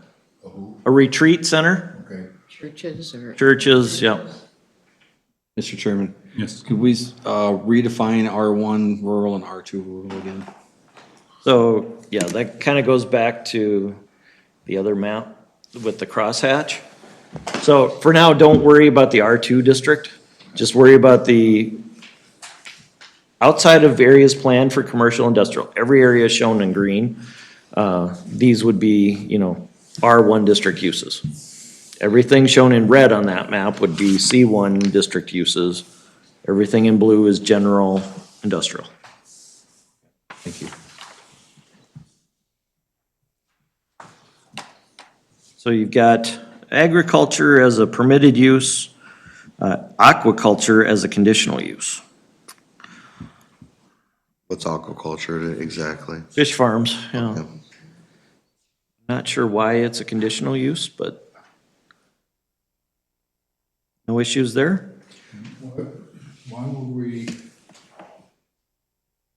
allow agricultural uses and not allow farm-related businesses together? Yep. Well, you're talking a country store versus a field of corn, right? Well, farm-related business would be Midwest, it would be Federated, Sure, anything like that. like that. Implement. And agriculture, farm-related business. But I mean, are they Supportive. doing commercial sales, I guess, is that the question? No, I'm saying we're going down this and then some of them look like if we approve the one, like if you say, okay, we will allow agricultural uses, which I would assume we would do. And then when you get to aquaculture, you would say, okay, that's a conditional use permit. We get to farm-related businesses, and I'm just thinking ahead, why would we say no on farm-related businesses and say yes on agriculture? Because they're all the same. Well, like a farm-related business, like, The product, I'm thinking product, so the product from a farm would be crops. The product from a farm-related business would be implements, it would be Federated, it would be Midwest, that would be the Okay, difference all right. between the two businesses. All right. So under the conditional use, there's no definition of what a farm-related business is, but under the conditional use permit criteria, the business is primarily farm-related under one or more of the following criteria: repair or maintenance of service for equipment unique and necessary for agriculture, produces a product involves a process, so that would be grain storage, grain elevator, et cetera, and sales and purchasing of products of the local agricultural economy or of goods unique to and necessary. So again, more like a granary or grain elevator, yep. So are we gonna go yea or nay on this? I think you can do it by consensus. Just if y'all want to go around and say, yep, nope, yep. Or just shut up? Yeah. Farm-related bunkhouse now some of these get repetitive too, because you'll see multiple things come up. Bunkhouse, temporary residence, again, in the general rural, but the ordinance itself lists it both as a conditional and an interim use.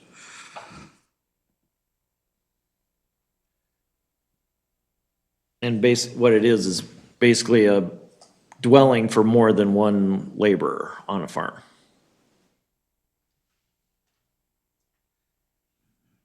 So why would it be listed as conditional and interim? Question?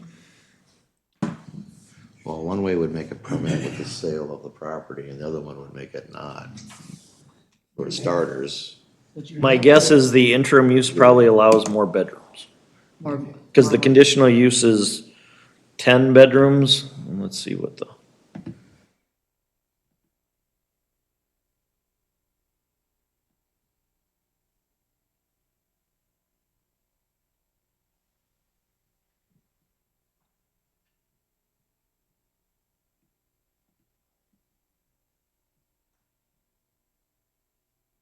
with the interim versus a conditional, would a person, if they would sell the property, would the new owner have to come and get an interim? With the interim use, yeah. Which would have more control in case they want to use it for something else other than for Right. their employees. You have, again, if you have an aquaculture business, and it's a large business, you're going to have people who come in and work at that business. You're gonna have to put them up overnight. Yep. And you're gonna have to feed them. Right. And, so I'd say, yeah, if you're gonna have one, you gotta have the other. We'll get it on that. Okay. Feedlots currently permitted up to, you can basically, you own a piece of property in the rural area, you can have 50 animal units, so 50 horses, et cetera.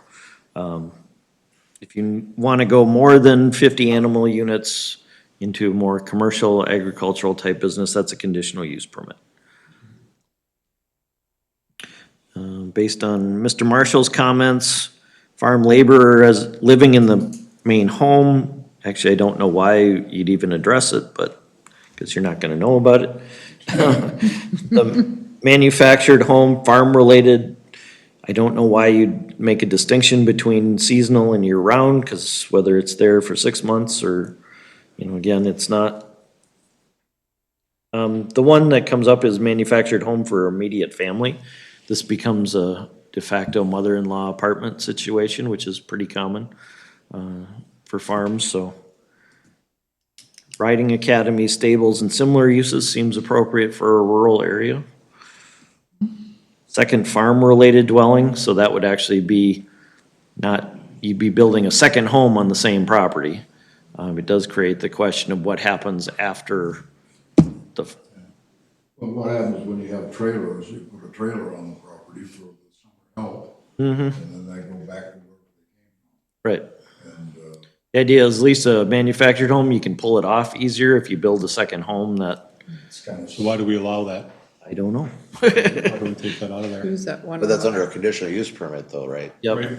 But, so yeah, So they gotta come in and you're they gonna gotta, come in and get a permit to build a dwelling. We have it with manufactured homes, whether it's temporary seasonal, where it's year-round, manufactured home temporary for immediate family. We have all that addressed right up above, bringing in a manufactured home if it's farm-related, or if it's for immediate family, and then you're saying, well, how about a second farm-related dwelling?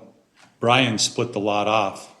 He rezoned it, and then they built the house there. that's what Josh Krenz did too for their, So that's what I'm saying, is rather than saying we'll build another house on the property that's gonna be a permanent dwelling.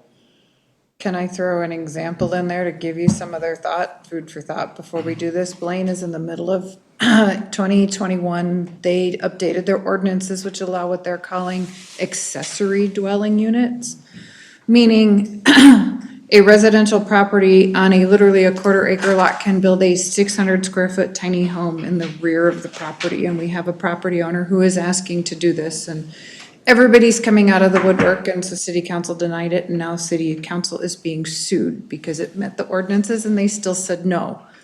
But you're asking about a permanent dwelling. I mean, this is literally a permanent dwelling on a foundation with a kitchen, with a bathroom.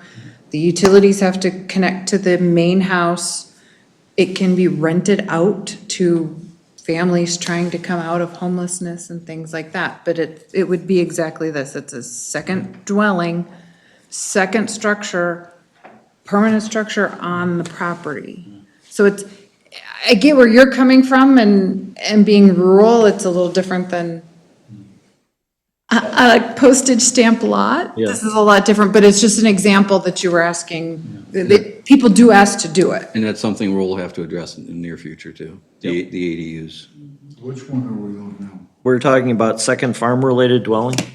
I think if we leave it as a conditional use, they have to come in and meet the requirements. And it gives us an opportunity to look at it and determine whether that fits or not. But how do we deny it? What is the, yeah, what's the? So my thought on this is you're already making allowances for manufactured homes on the same property. If you're not gonna do that and wanna build a permanent structure, what Mr. Lawrence did or what Mr. Krenz did in separating a lot for another house that then obviously has the ability to continue beyond the farm laborer, right? So Krenz can sell it if his worker leaves or they sell their farm.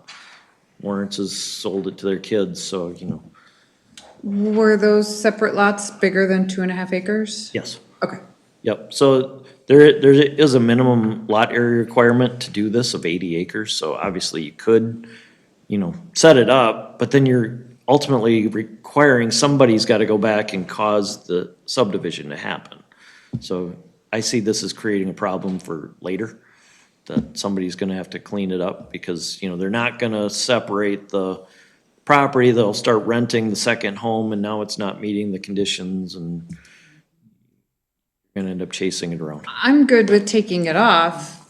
I know Blaine responded to it because a lot of other cities, Yep. in response to the cost of housing, this was another cheaper alternative. Yep. And now it's causing us issues. I wish they never did it, but Yeah, that's. I think we can look at that as almost an accessory use on a single piece of property, where you limit the size of the dwelling. Okay. There's nothing here that does that. Gotcha, okay. You're basically saying you can have the big farmhouse and you build another big farmhouse right next to it, and anybody that drives by would think it's two pieces of property, not, there's nothing accessory about what this is. I agree. Let's take it I'm out. not opposed to taking it out. I agree with this, yeah. I say we take it off too. All right, so, and yard waste count, go ahead. Just on that note, because I mean, that's, okay. Up above, when you said the manufactured home, the top two, temporary seasonal or temporary year-round, can you just have manufactured home, farm-related temporary? Yep. And just have one entry, no seasonal, no year-round? Yep. Where it says manufactured home, farm-related, so there's two lines that say that. One's temporary year-round, the other is temporary seasonal. We're just gonna make it temporary. So whether, you know, that way somebody doesn't have to haul the thing off and bring a new one back. You can just leave it there and, My question on those, they're all interim permits.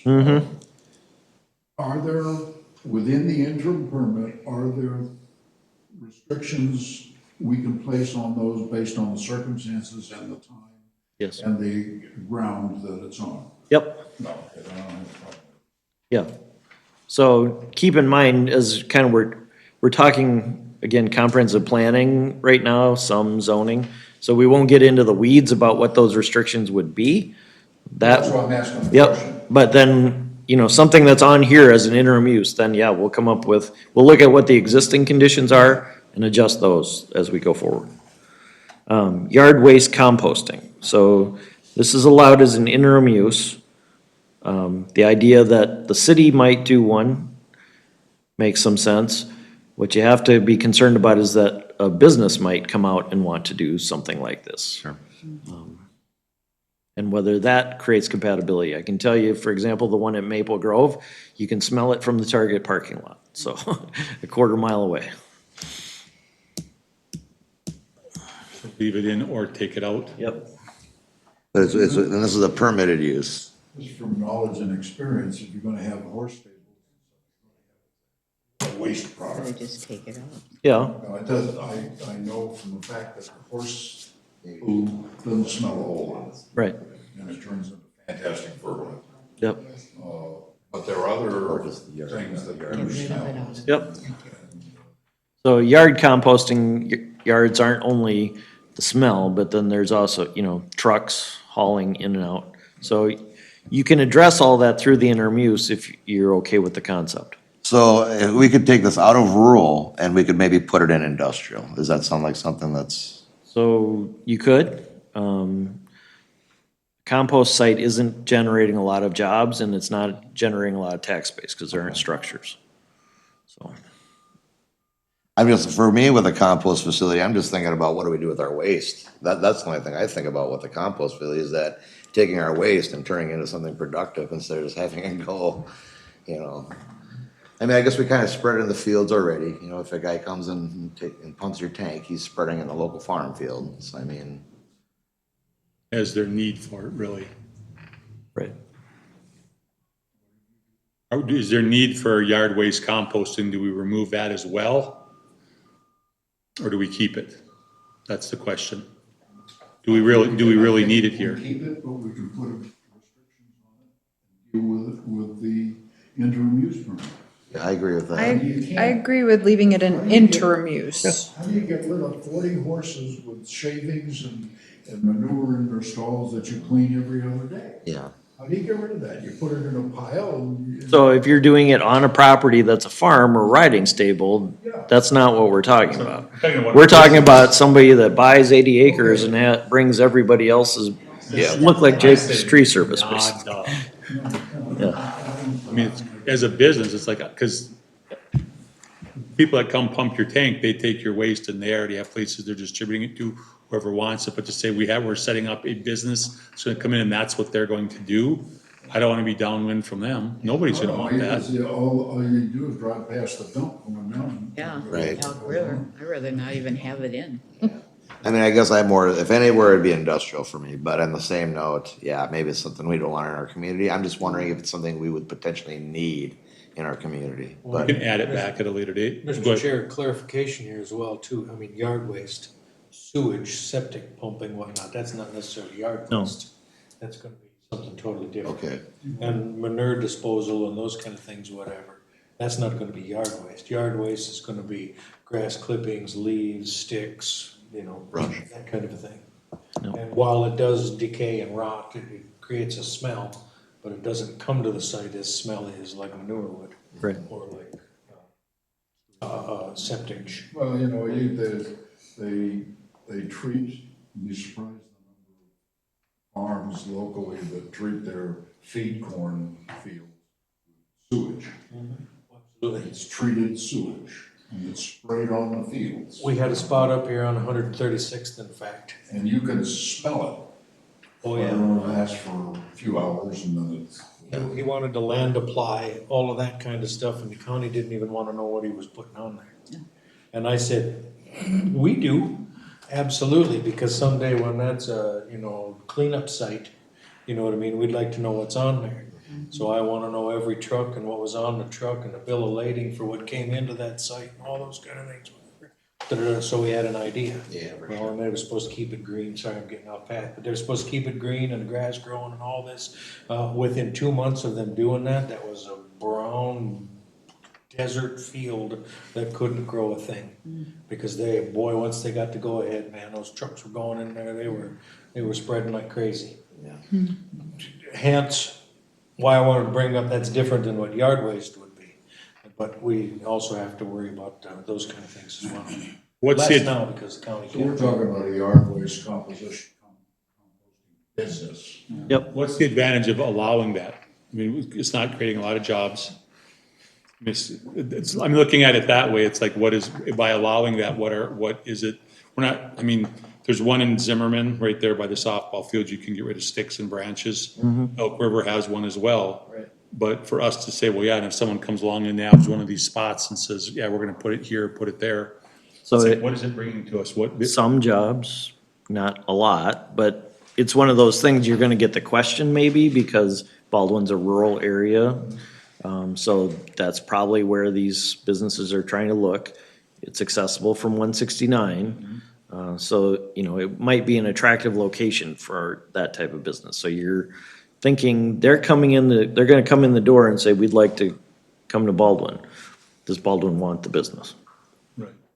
And it's not, yeah, because it's like, I mean, Elk River, what do you have? You have your little thingy and you go, the gate opens, there's not 5 people working.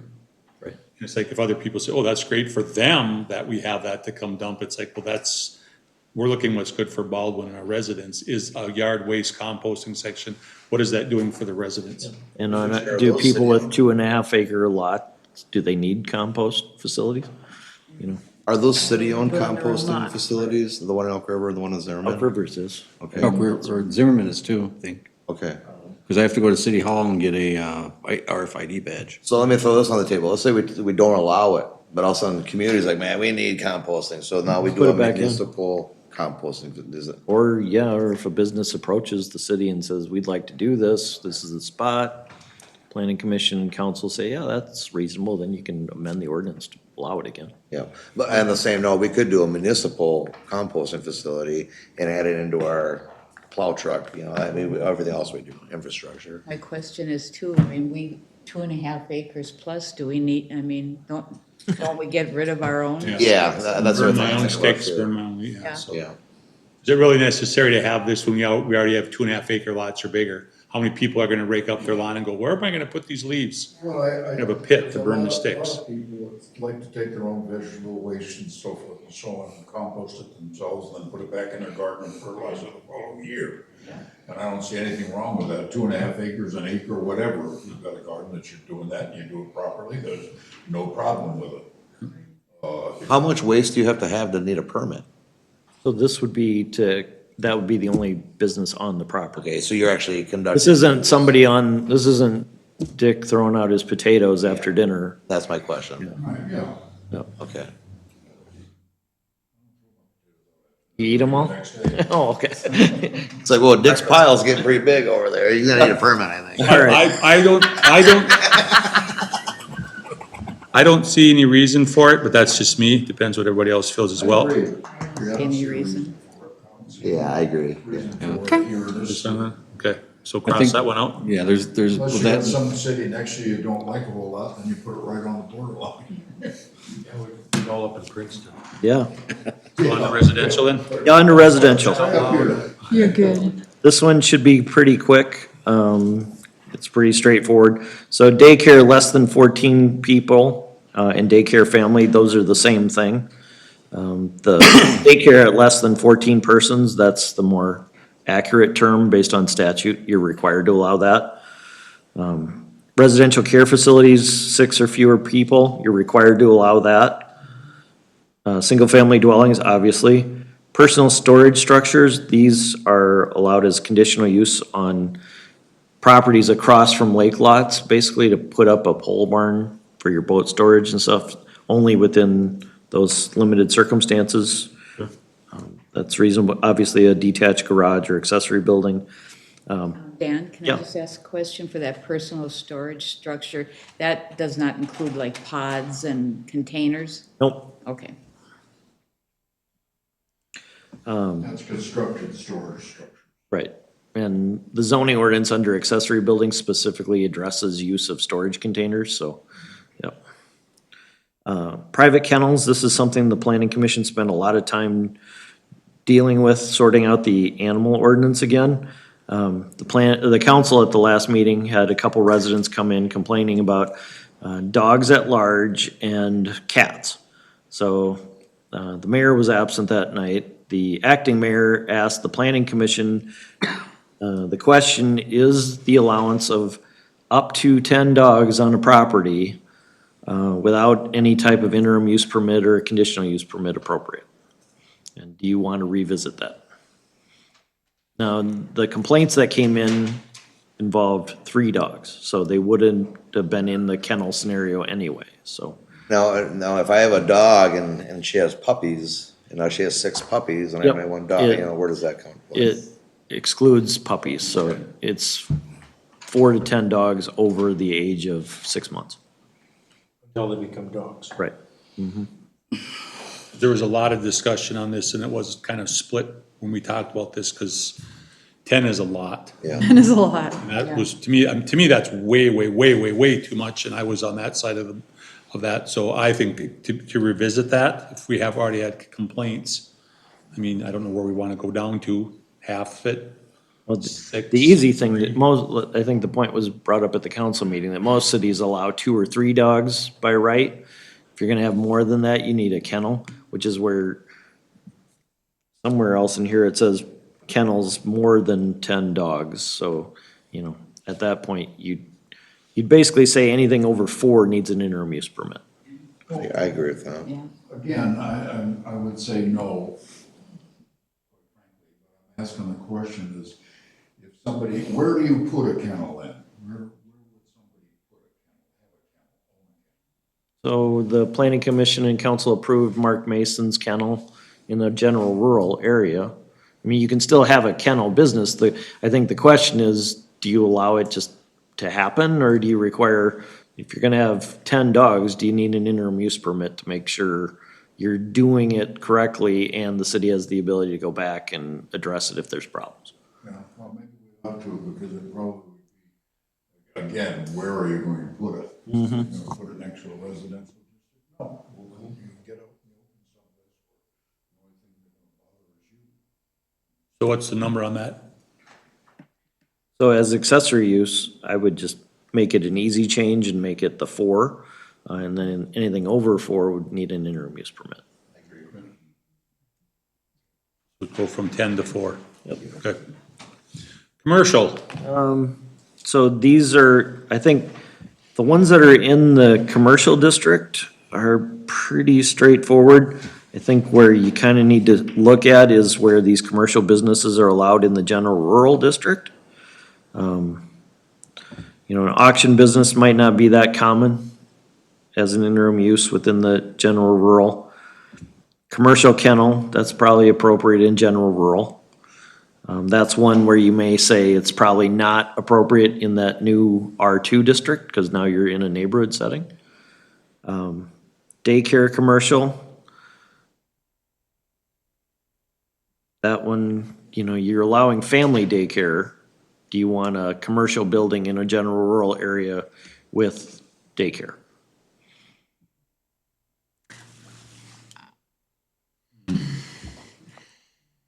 I don't know, this goes back to my point though, like how many do we have already existing in the community? This goes back to my point of our map is a lot more peppered looking than. So, but we're trying to think of what it should be, right? But I think there's an element of what it is and what is. Well, in licensing for daycares, we've already, in residential and general rural, we're allowing a daycare up to 14. In a home, right? So This would be a standalone I would commercial say a building. standalone commercial building should be in commercial districts, not I'll agree with that, thank in you. residential districts. I agree with that. You can still have a residential daycare, Yeah. it's just the standalone commercial building should be in the commercial Yeah, districts. I agree with that, so thank you. cross that out. Nope, not permitted in As the, long as we're still allowing that Cross out the residential P. daycare. yep. It's alone in commercial, general commercial and retail commercial. Okay. Home occupation as an interim use. This home occupation within the house itself is listed both as a permitted and accessory use. It should probably just be an accessory use. So the home occupation in an accessory building, I think, gets back to Commissioner Schmock's point that there are lots of them. And I think that's one where it's appropriate as an interim use, then the planning commission just needs to look at the conditions that apply to that. I agree with that. You know, what scale is being allowed. Sure. Kind of some, like meat market brings up, you know, when we redo this, we'd probably just clean this up to say, retail sales. You don't necessarily need to call out specific types of businesses. Although meat market might be, you know, if we define it to include limited processing on site, you know, there's some issues that can go with that, but motel, hotel, it's appropriate. Nursery, retail as a conditional use. I think that fits if you've got, you know, somebody growing things wholesale and then they have on-site sales too. Would meat processing be more appropriate than meat market? Not for commercial use, meat processing's industrial. You're probably not gonna end up with one in Baldwin because you don't have water and sewer. Okay. So retail nursery, we're allowing a conditional use permit in general, so someone could, your instance was someone's doing it, but if somebody said, I'm gonna buy a 2.5 acre lot and set up a building to sell, we're allowing that in? Yeah, and that's again, one of those areas where we can look at the standards Okay. that would apply under that. So minimum lot area, setbacks from residential, et cetera. Okay, Adequate off-street parking, adequate access to an improved street. okay. Office buildings, restaurants, we probably want to distinguish in restaurants between, you know, you've got sit-down restaurants and you've got convenience restaurants. And convenience restaurants can have traffic impacts and you got the speaker outside and you probably want some standards to go along with that. So we probably break that into two categories. I agree with that. I agree with that. Sales or service business wholesale, that would be only in the general industrial district. So you'll notice on the table, we've got the existing C1 district and then the C2 retail district.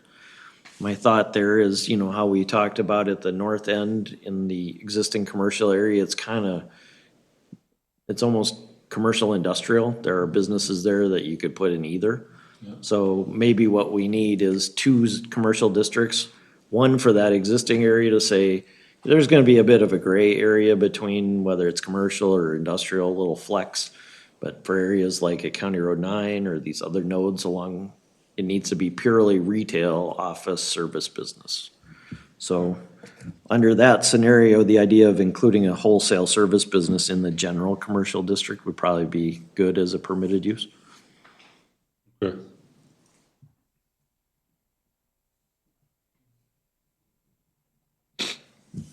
Seasonal, we'll go ahead. Seasonal and temporary business, as an interim use, I think this is aimed at, you know, the garden stands that pop up.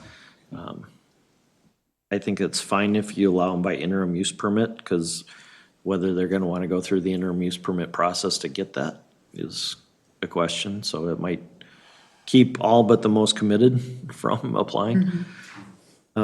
Temporary startup business, as an interim use within the general rural district. You know, it's the idea that you've got somebody putting a business, you know, I think the contractor south of 9 here on 45 brought, well, I want to operate my business from my house and then I'm going to move to, well, you're doing a home occupation from an accessory building.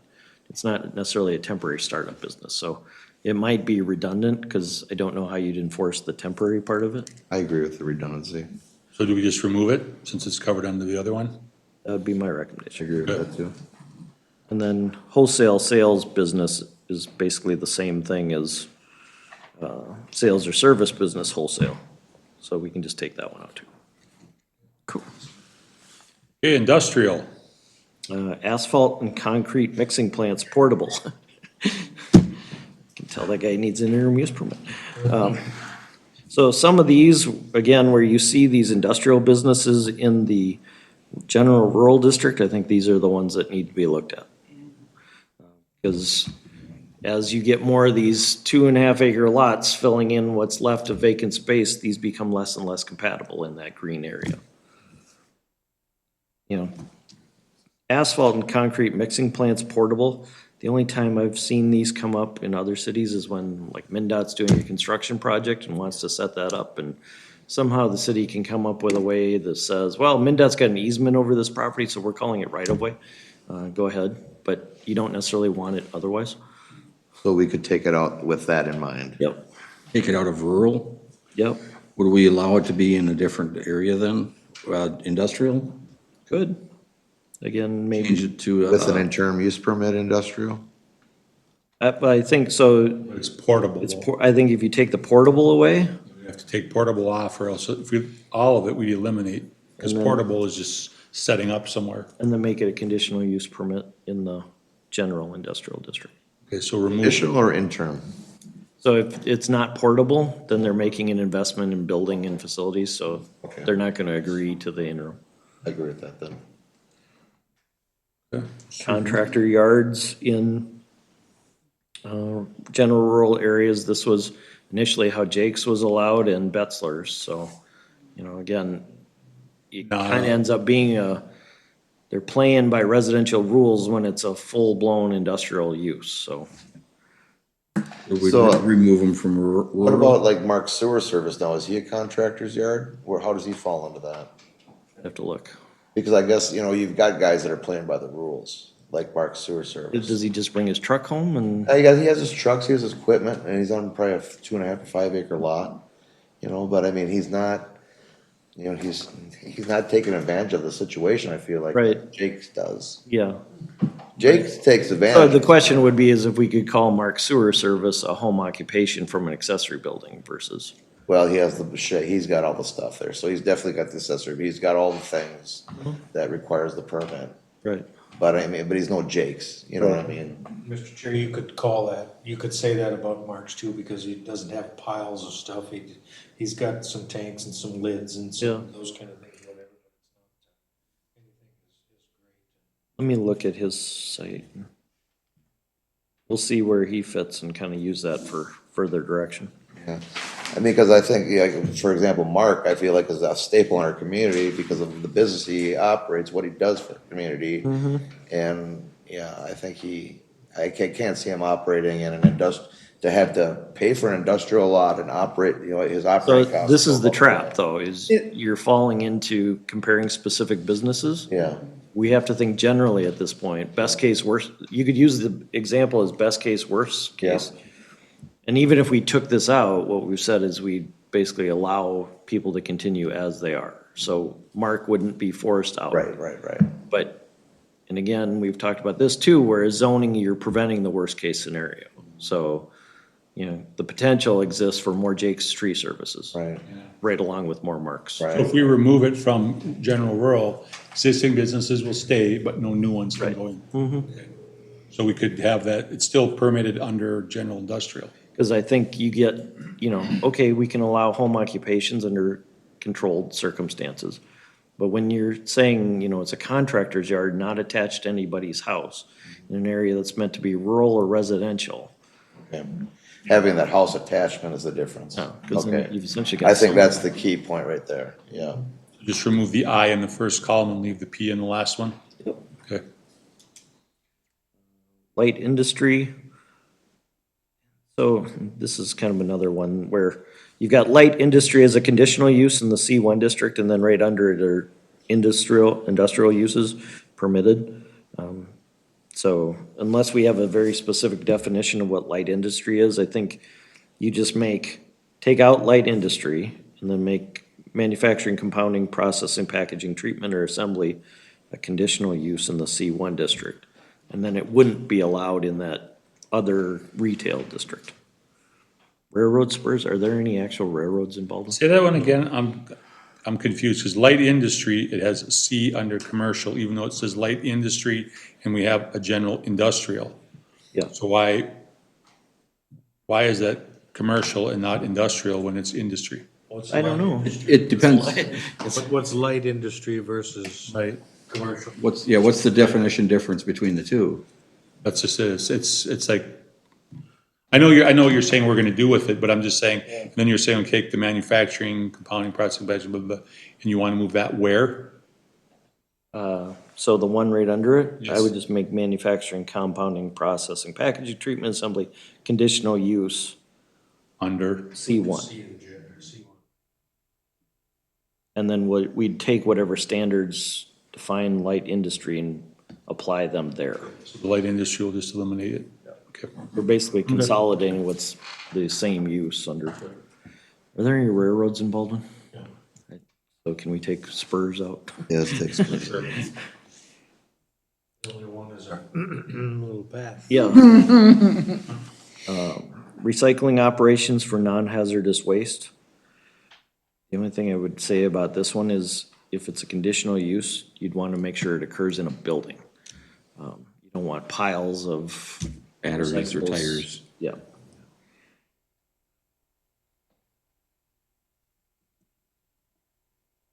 research. So would we redefine that, say non-hazardous waste in a building, or? So under the conditional use standards, we'll just make sure there's something in there that says must occur inside a building or structure. Seasonal storage is the next one. So, you know, people parking their boats wrapped, RVs, et cetera. Basically, someone could buy 40 acres and just get a conditional use permit to. I say we take this one out. Because this goes into the storage building area too. Right, and also not a great use in a commercial district. so. Right. Public, quasi-public uses. I think we should probably move airport to industrial, since we're planning that northwest corner adjacent to the airport as industrial. If for whatever reason the airport wants to expand, that way the city can say, well, we allow for it, and avoid any kind of annexation problems. And we don't have any cases where a guy has a personal landing strip in his yard. It's actually listed on the back page, a private landing strip is allowed, so. Bus services, that's gotta be transit services, so I don't think unless there's Greyhound or, I can't think of the other one. Sure. Cemeteries, conditional use, churches, conditional use. Because of that case law, we probably need to make that a conditional use in the commercial districts as well. Essential or private utilities. There are instances where the city has to allow transmission lines and things by conditional use, but this would be like substations, et cetera. We'll just make a note to revisit that one and update it with statute. Okay. Historical sites, permanent government structures, there's a typo in there before Patty gets it. These are listed as conditional uses in each category. My suggestion would be as we create separate categories, government facilities, city of Baldwin only as permitted uses in every district, because the council is ultimately responsible to the constituents. Any other government entity needs to get a conditional use permit and demonstrate the need for it. I agree with that.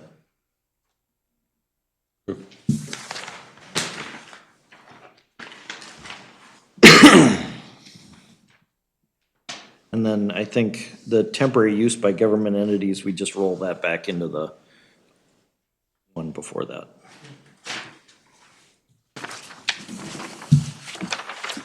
We're getting there. Yeah. So recreational uses, bed and breakfast, obviously that has appeal for a rural area. Docks temporary. So this is listed as a permitted use, so it would be allowed on property without a house on it, basically. So like, for example, like if I own the lot across the road from the lake, but I also own the lake lot, I can put my dock out there on a permitted use and without having I think that's normal. We've got game refuge and game refuge, private and wildlife management areas, so I think we got a duplicate there, but with the existing game refuge, it makes sense to keep that as a conditional use. Here's the golf course as a conditional use. Motorsport facilities, public and private. One's permitted, the other's conditional. That's interesting. I mean, is this the situation where we wanna put, So this is beyond, somebody just riding around on yeah, their, this is like a motorsports thing. Yep. like on over. If NASCAR wants to come in and build a Right. track. They talked about that in Albertville for a minute.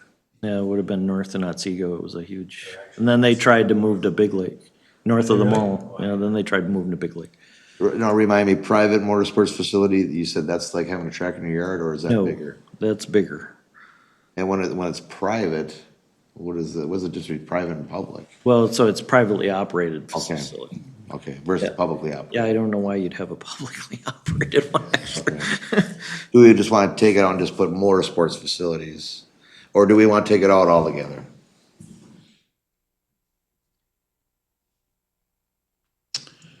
As a suggestion, I'd say leave both in. Okay. Okay, I mean, and I say that because now we're not backing ourselves into a corner. Sure. I'll say that I'll go with, so where it's permitted on private, do we want to go with a interterm use permit maybe on that one? Yep.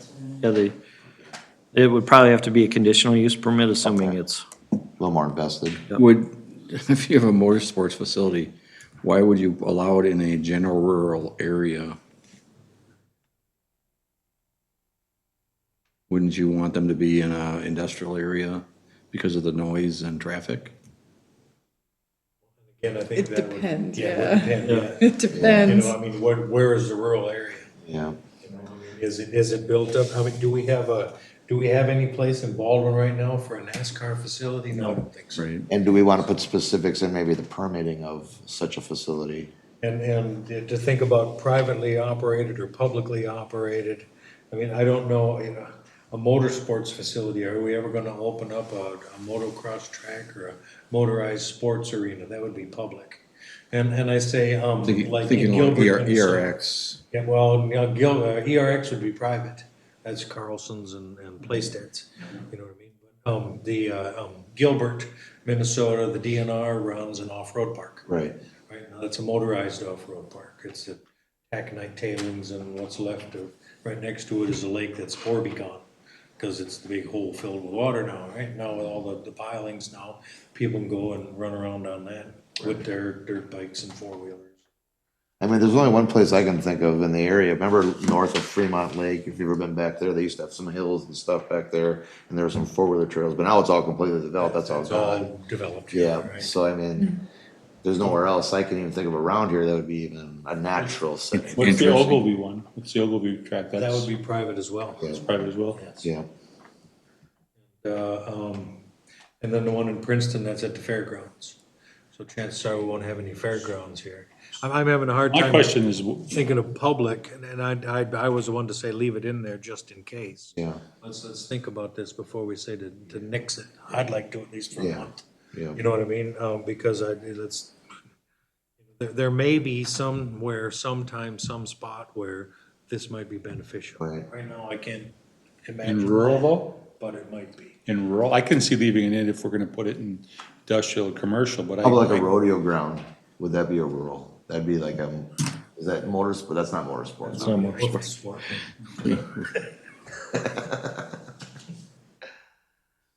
But, Yes, due to time constraints, we can leave it in and put it open for discussion later, but I can't see where a general rural, you'd want a motorsports facility when, in Baldwin, where the size that we are, where is somebody gonna clump down 80 acres or something and say, I'm gonna put right here, I'm gonna put a motorsports facility?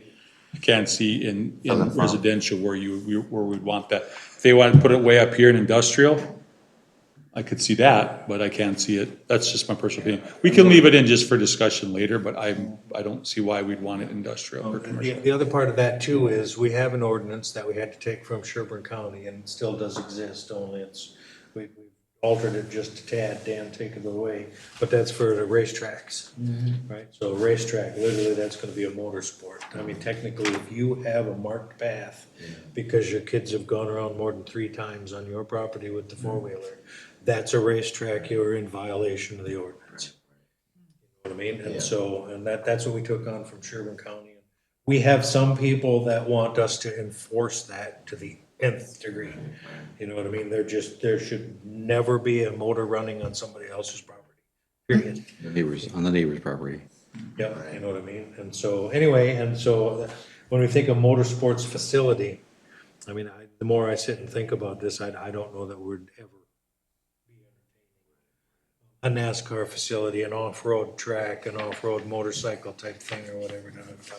I mean, that's just, Drag race trail. we're too developed for that to fit anywhere yet at this point. Just a couple of quick ones, Mr. Chair. So under other uses, you can see private landing strip as a conditional use. Yep.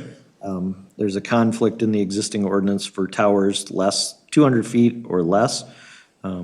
It should be a conditional use. Okay, not permitted. I would make it that in both the R1 and C1 districts. You leave it as permitted in the industrial district 1 to try and encourage them to go there. Second, that's an appropriate place for them. Okay. But it's ultimately going to depend on their coverage analysis.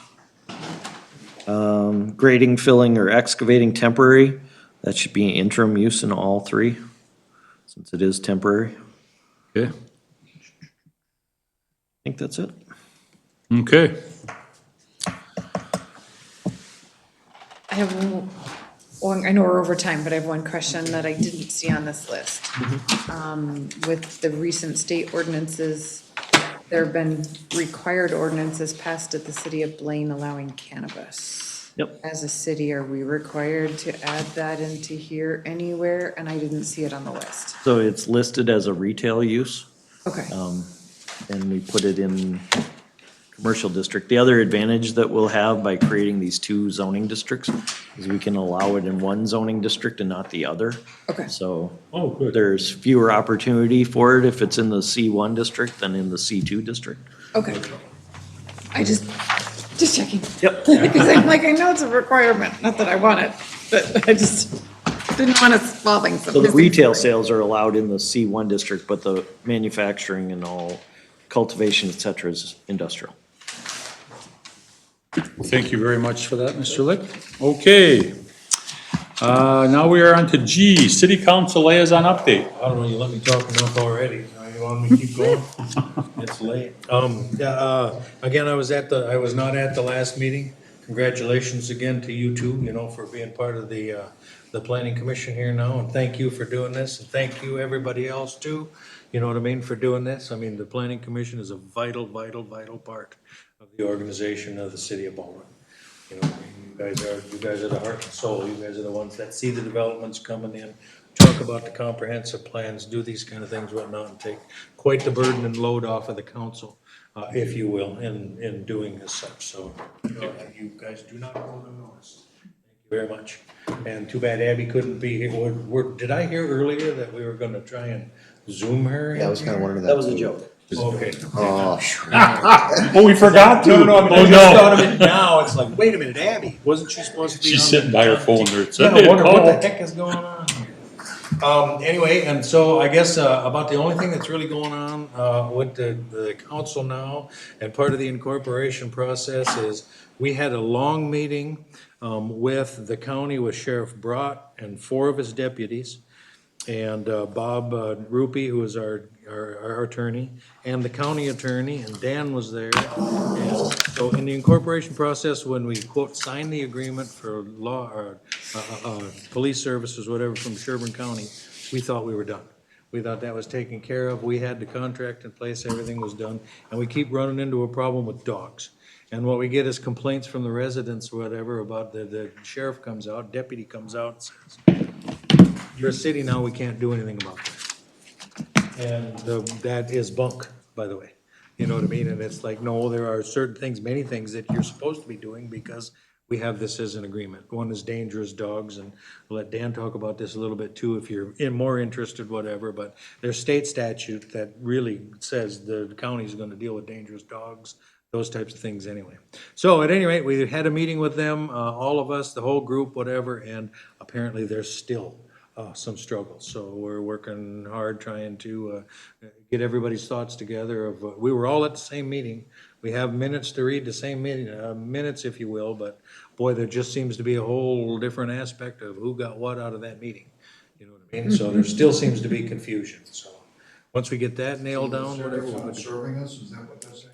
Well, and it's one of those, so the sheriffs and the deputies, whatever, they're not without merit in their concerns, right? So you're gonna go out and you're gonna talk to somebody about a dog, right? And so you're gonna wanna do something with it, okay, you find a violation, you can write a ticket, or you can send it to somebody. Who is that somebody? You know what I mean? They don't wanna be out there, without any recourse to whatever ticket they're gonna write. Who are they gonna send it to? The county attorney, our attorney? You know what I mean? They really don't wanna send it to the clerk or the deputy clerk or to the council to watch it just go away. If it's gonna be a law that's worthy of the sheriff's reporting to it, who are they gonna send it to? You know what I mean? Whatever the violation is. So they're not wrong in that. Otherwise, they're not gonna falsely accuse people or, you know what I mean, that kind of thing. And so, and we thought we had it worked out again, a second time, if you will, with the county attorney. So now what we're doing is we're looking at the ordinances that we have, and we are going to have those published in the Sherburne County Law Library, which we thought we had done already, I'll be honest with you. You know what I mean? Which also then gives more teeth to what the sheriff can do and what they can prosecute. So the question is, if a DWI is handed out in Baldwin, whatever, well, the county sheriff or the county attorney is gonna process that, right? That's what's gonna happen. If it's a civil type thing, whatever, hey, you know, the dog's barking, it's a noise violation, they're on and on and on and on and on. There's an interesting one, because if the people wanna remain anonymous, now they're not the complainant, and the sheriff's deputy could go out and sit and listen for a half an hour, right? And some of the ordinances are, they have to be barking continuously for 10 minutes without a 1 minute rest in between, kind of thing, right? Okay, so now the deputy goes and sits with his window rolled down on the stopwatch. If he never hears it, technically, we have an anonymous complainant, but they cannot be the complainant, right? So the sheriff now has to hear it in order to turn it into something. But anyway, now this is a dog barking, it's an ordinance, it's more of a civil violation. Dan can get way deeper in this than me. But at any rate, who do they send that to? Right, you know, and so we thought we had that all straightened out. Boy, we had conversations. How long were we there? 2 hours talking to them, whatever, we thought we had this all figured out. And then Bob, who doesn't, our attorney, who's a civil attorney, whatever, that doesn't do prosecutions, whatnot, well, he does prosecutions now if need be. So he doesn't know it yet, but first when it comes to it, it's gonna be, I told him, and Bob's like, well, we don't normally do that. I'm like, well, you do now, Bob. You know, it's like, other than that, there really is, just the same stuff is going on. I think, you know, we're transitioning into the city very well. Dan Licht has been a phenomenal help in being able to point us in the right direction and keep us on the right track and doing these kind of things. Muni versus non-muni, where's that at? We have discussed that actually, and I think, Dan, we're looking for a RFP for, RFP for our return on investment. How much is it gonna cost, where are we gonna go with that? And the conversations that have been had, I'm gonna say, I can't speak for anybody but myself, you know what I mean, whatever, but the overall, the overarching vibe, if you will, from the council is that municipal would probably be a good idea. So, and the thought is the dollars that are generated from that go directly back into the community. And if we're talking about the area you guys were talking about here now, County Road 38, whatever, either north of that or south of that, a lot south of that. Now it's right off of 169 into there. They see the beer sign or whatever it is. And now we can garner a whole lot of income from non-Baldwin residents. You know what I mean, for something like that. So like Anoka, they're doing the municipal cannabis, aren't they? Yes, we do have the ability to do that as well. And cannabis was brought up just very briefly there. That is something where the county doesn't even know what they're gonna do about it. So with 112,000 people in Sherburne County, they know for a fact that from the state statutes, they have to allow, is it 7 or 9? I think it's 9 licenses throughout the county. one for every 12,500 people, so whatever that. Yeah, and so ultimately now the question becomes, does Sherburne County pretty much cover and police the whole thing? Because now you have the same rules in Baldwin as you have in Big Lake, as you have in Zimmerman, as you have in that kind of an area, whatever, or does everybody take it on? And right now the standing is, and even from the suggestion of our attorney is, you know, allow the county to deal with it because nobody knows anything about this. This is not going to be a self-sustaining, monetarily self-sustaining, if you will, business. Every city's going to lose money. You know what I mean? Because if you have any kind of where you have to go after the people or criminal things that happen, or you know what I mean. So, and I look at it too from an employer and Mayor, if you will. So, if I have an employee that comes in and he's drunk off his mind, right, you know what I mean? Somebody's probably gonna see that, and I can get him a cab and send him home, whatever, that kind of a thing. They come back and get your car when you're sober, but anyway, that kind of thing. Couldn't just tell him to drive home, because now, as the boss, I'm telling him, go drive drunk, right? So anyway, right? But at any rate, and we also have the ability to say 0.08 is the limit. So we have a way of testing. We have the limits that are set, whether we agree with them or not, whatever they are, they're set. 0.08 was, it used to be 0.10 before, now it's 0.08. 0.04 if it's your commercial, whatever, and literally at 0.04, it may as well be zero. So why don't they just do that and then save a lot of people a lot of harm, right? You know what I mean? Anyway, but so there it is. We don't have that for marijuana. We have none of that for marijuana. So literally, in a case like me, a guy could come stoned out of his mind, you know what I mean? And nobody would even notice it if he gets wrapped up in one of my machines. Right. Who's responsible? Right. You know, me for not knowing that he's, I mean, who knows how to catch this, right? And we have no, what is the legal limit of stonedness, if you will? You know, what is the inebriated state or whatever, for marijuana? So the state has done none of that. So now when we think about compliance reviews, because we'd also have to do that, you know, like what the, if we did a municipal liquor, that still would be the county and the county sheriff. They would do the sting operation. So the question is, would that be if we had a municipal liquor store with marijuana and or the other marijuana dispensaries, whatever, if you will, you know, who's gonna do that? It's gonna be Sherburne County. And when we get to charge them $300 for a license to do this, you know what I mean? One sting operation, imagine what the cost of that is. Nobody's gonna make any of those dollars up. This is gonna cost everybody, and it's gonna continue to cost everybody as long as it continues to be illegal, and I don't think there's what seems going on in St. Paul at the time. I don't think we're gonna get that overchanged there anytime soon. So, other than that, that's that. Okay, well, thank you very much, sir. Absolutely. Appreciate it. Okay, on to commissioner update. This is the time we get to speak our mind. If we have anything, we'll start with you, Mr. Marshall.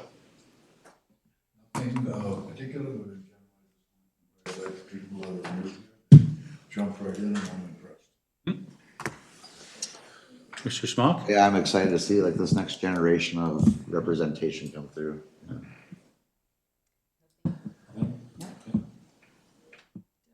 Thank you for the opportunity. I look forward to helping the city grow and where it goes from here. We don't have overtime here. No, we're good.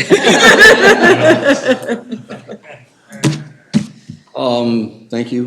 One thing that reading your article, warning signs, as far as the sirens, is Sherburne County changing it where they're giving the cities the permission to evaluate whether they have the right systems? Are they, I think what I read was Sherburne County may be turning it over, or the counties may be turning it over to the local cities. And is that something that we address to the city council, or is that something the planning commission would?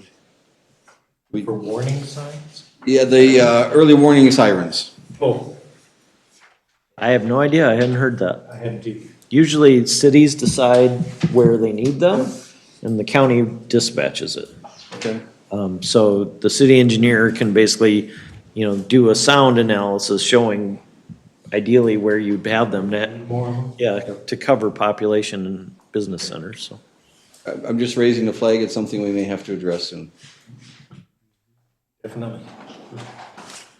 Kayla, did you get comments to both of them regarding anything that to get them started? A little bit. You had mentioned in email that you were gonna get something to Teresa and Ed. They both have their binders. Okay, Abby picked up hers already too. okay, perfect. She has hers Up in and I let Alaska them with know if there's anything that they feel like they're missing to reach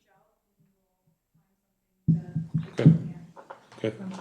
That's really all I had on mine, other than to congratulate both of you. Welcome very much. We're excited for both of you. Thank you to Kayla. She laughs. Thank you, every meeting. Other than that, I have pretty much nothing, and that brings us to I, Mr. Licht. Next week, on the agenda is public hearing to reconsider a conditional use permit for the AT&T cell tower. that was approved. They didn't put it up within a year, so the approval expires. Now they're in a hurry, of course, to put it up, so. It's basically the same plan that was approved before. So if those of you that were here last time remembered, a number of the neighbors weren't happy about it. Oh, yeah. So we may have a redo. The other issue on the agenda is a zoning ordinance amendment, the fence changes that were discussed, so. Okay, thank you very much, sir. I guess, Mr. Chair, I'll be gone next Wednesday. I did remind Kayla about that too. Did you, okay, okay, thank you for letting her know, letting us know. One question, are we gonna get a copy of the bylaws or Oh, yeah, we can get that too. signed, you know, the signed ones? We can get that to you, see? I like this, though. Yeah. Thanks, Kayla, at every meeting.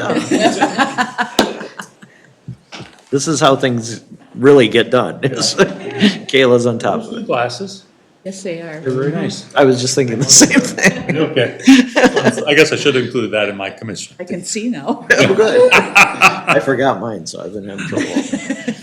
Okay, that brings us to J, miscellaneous information and communications. The April and May building permits were included. Everybody got those, so see what was out there. Good deal. Okay, that brings us to K, I'll entertain a motion to adjourn. I'll make that. Go ahead. Second. I'll make the motion. I'll let, First, second. Commissioner Smock, we have a second. All in favor signify by saying aye. Aye. Both same sign, meeting adjourned at 9:30. Thank you very much, everybody, for your input.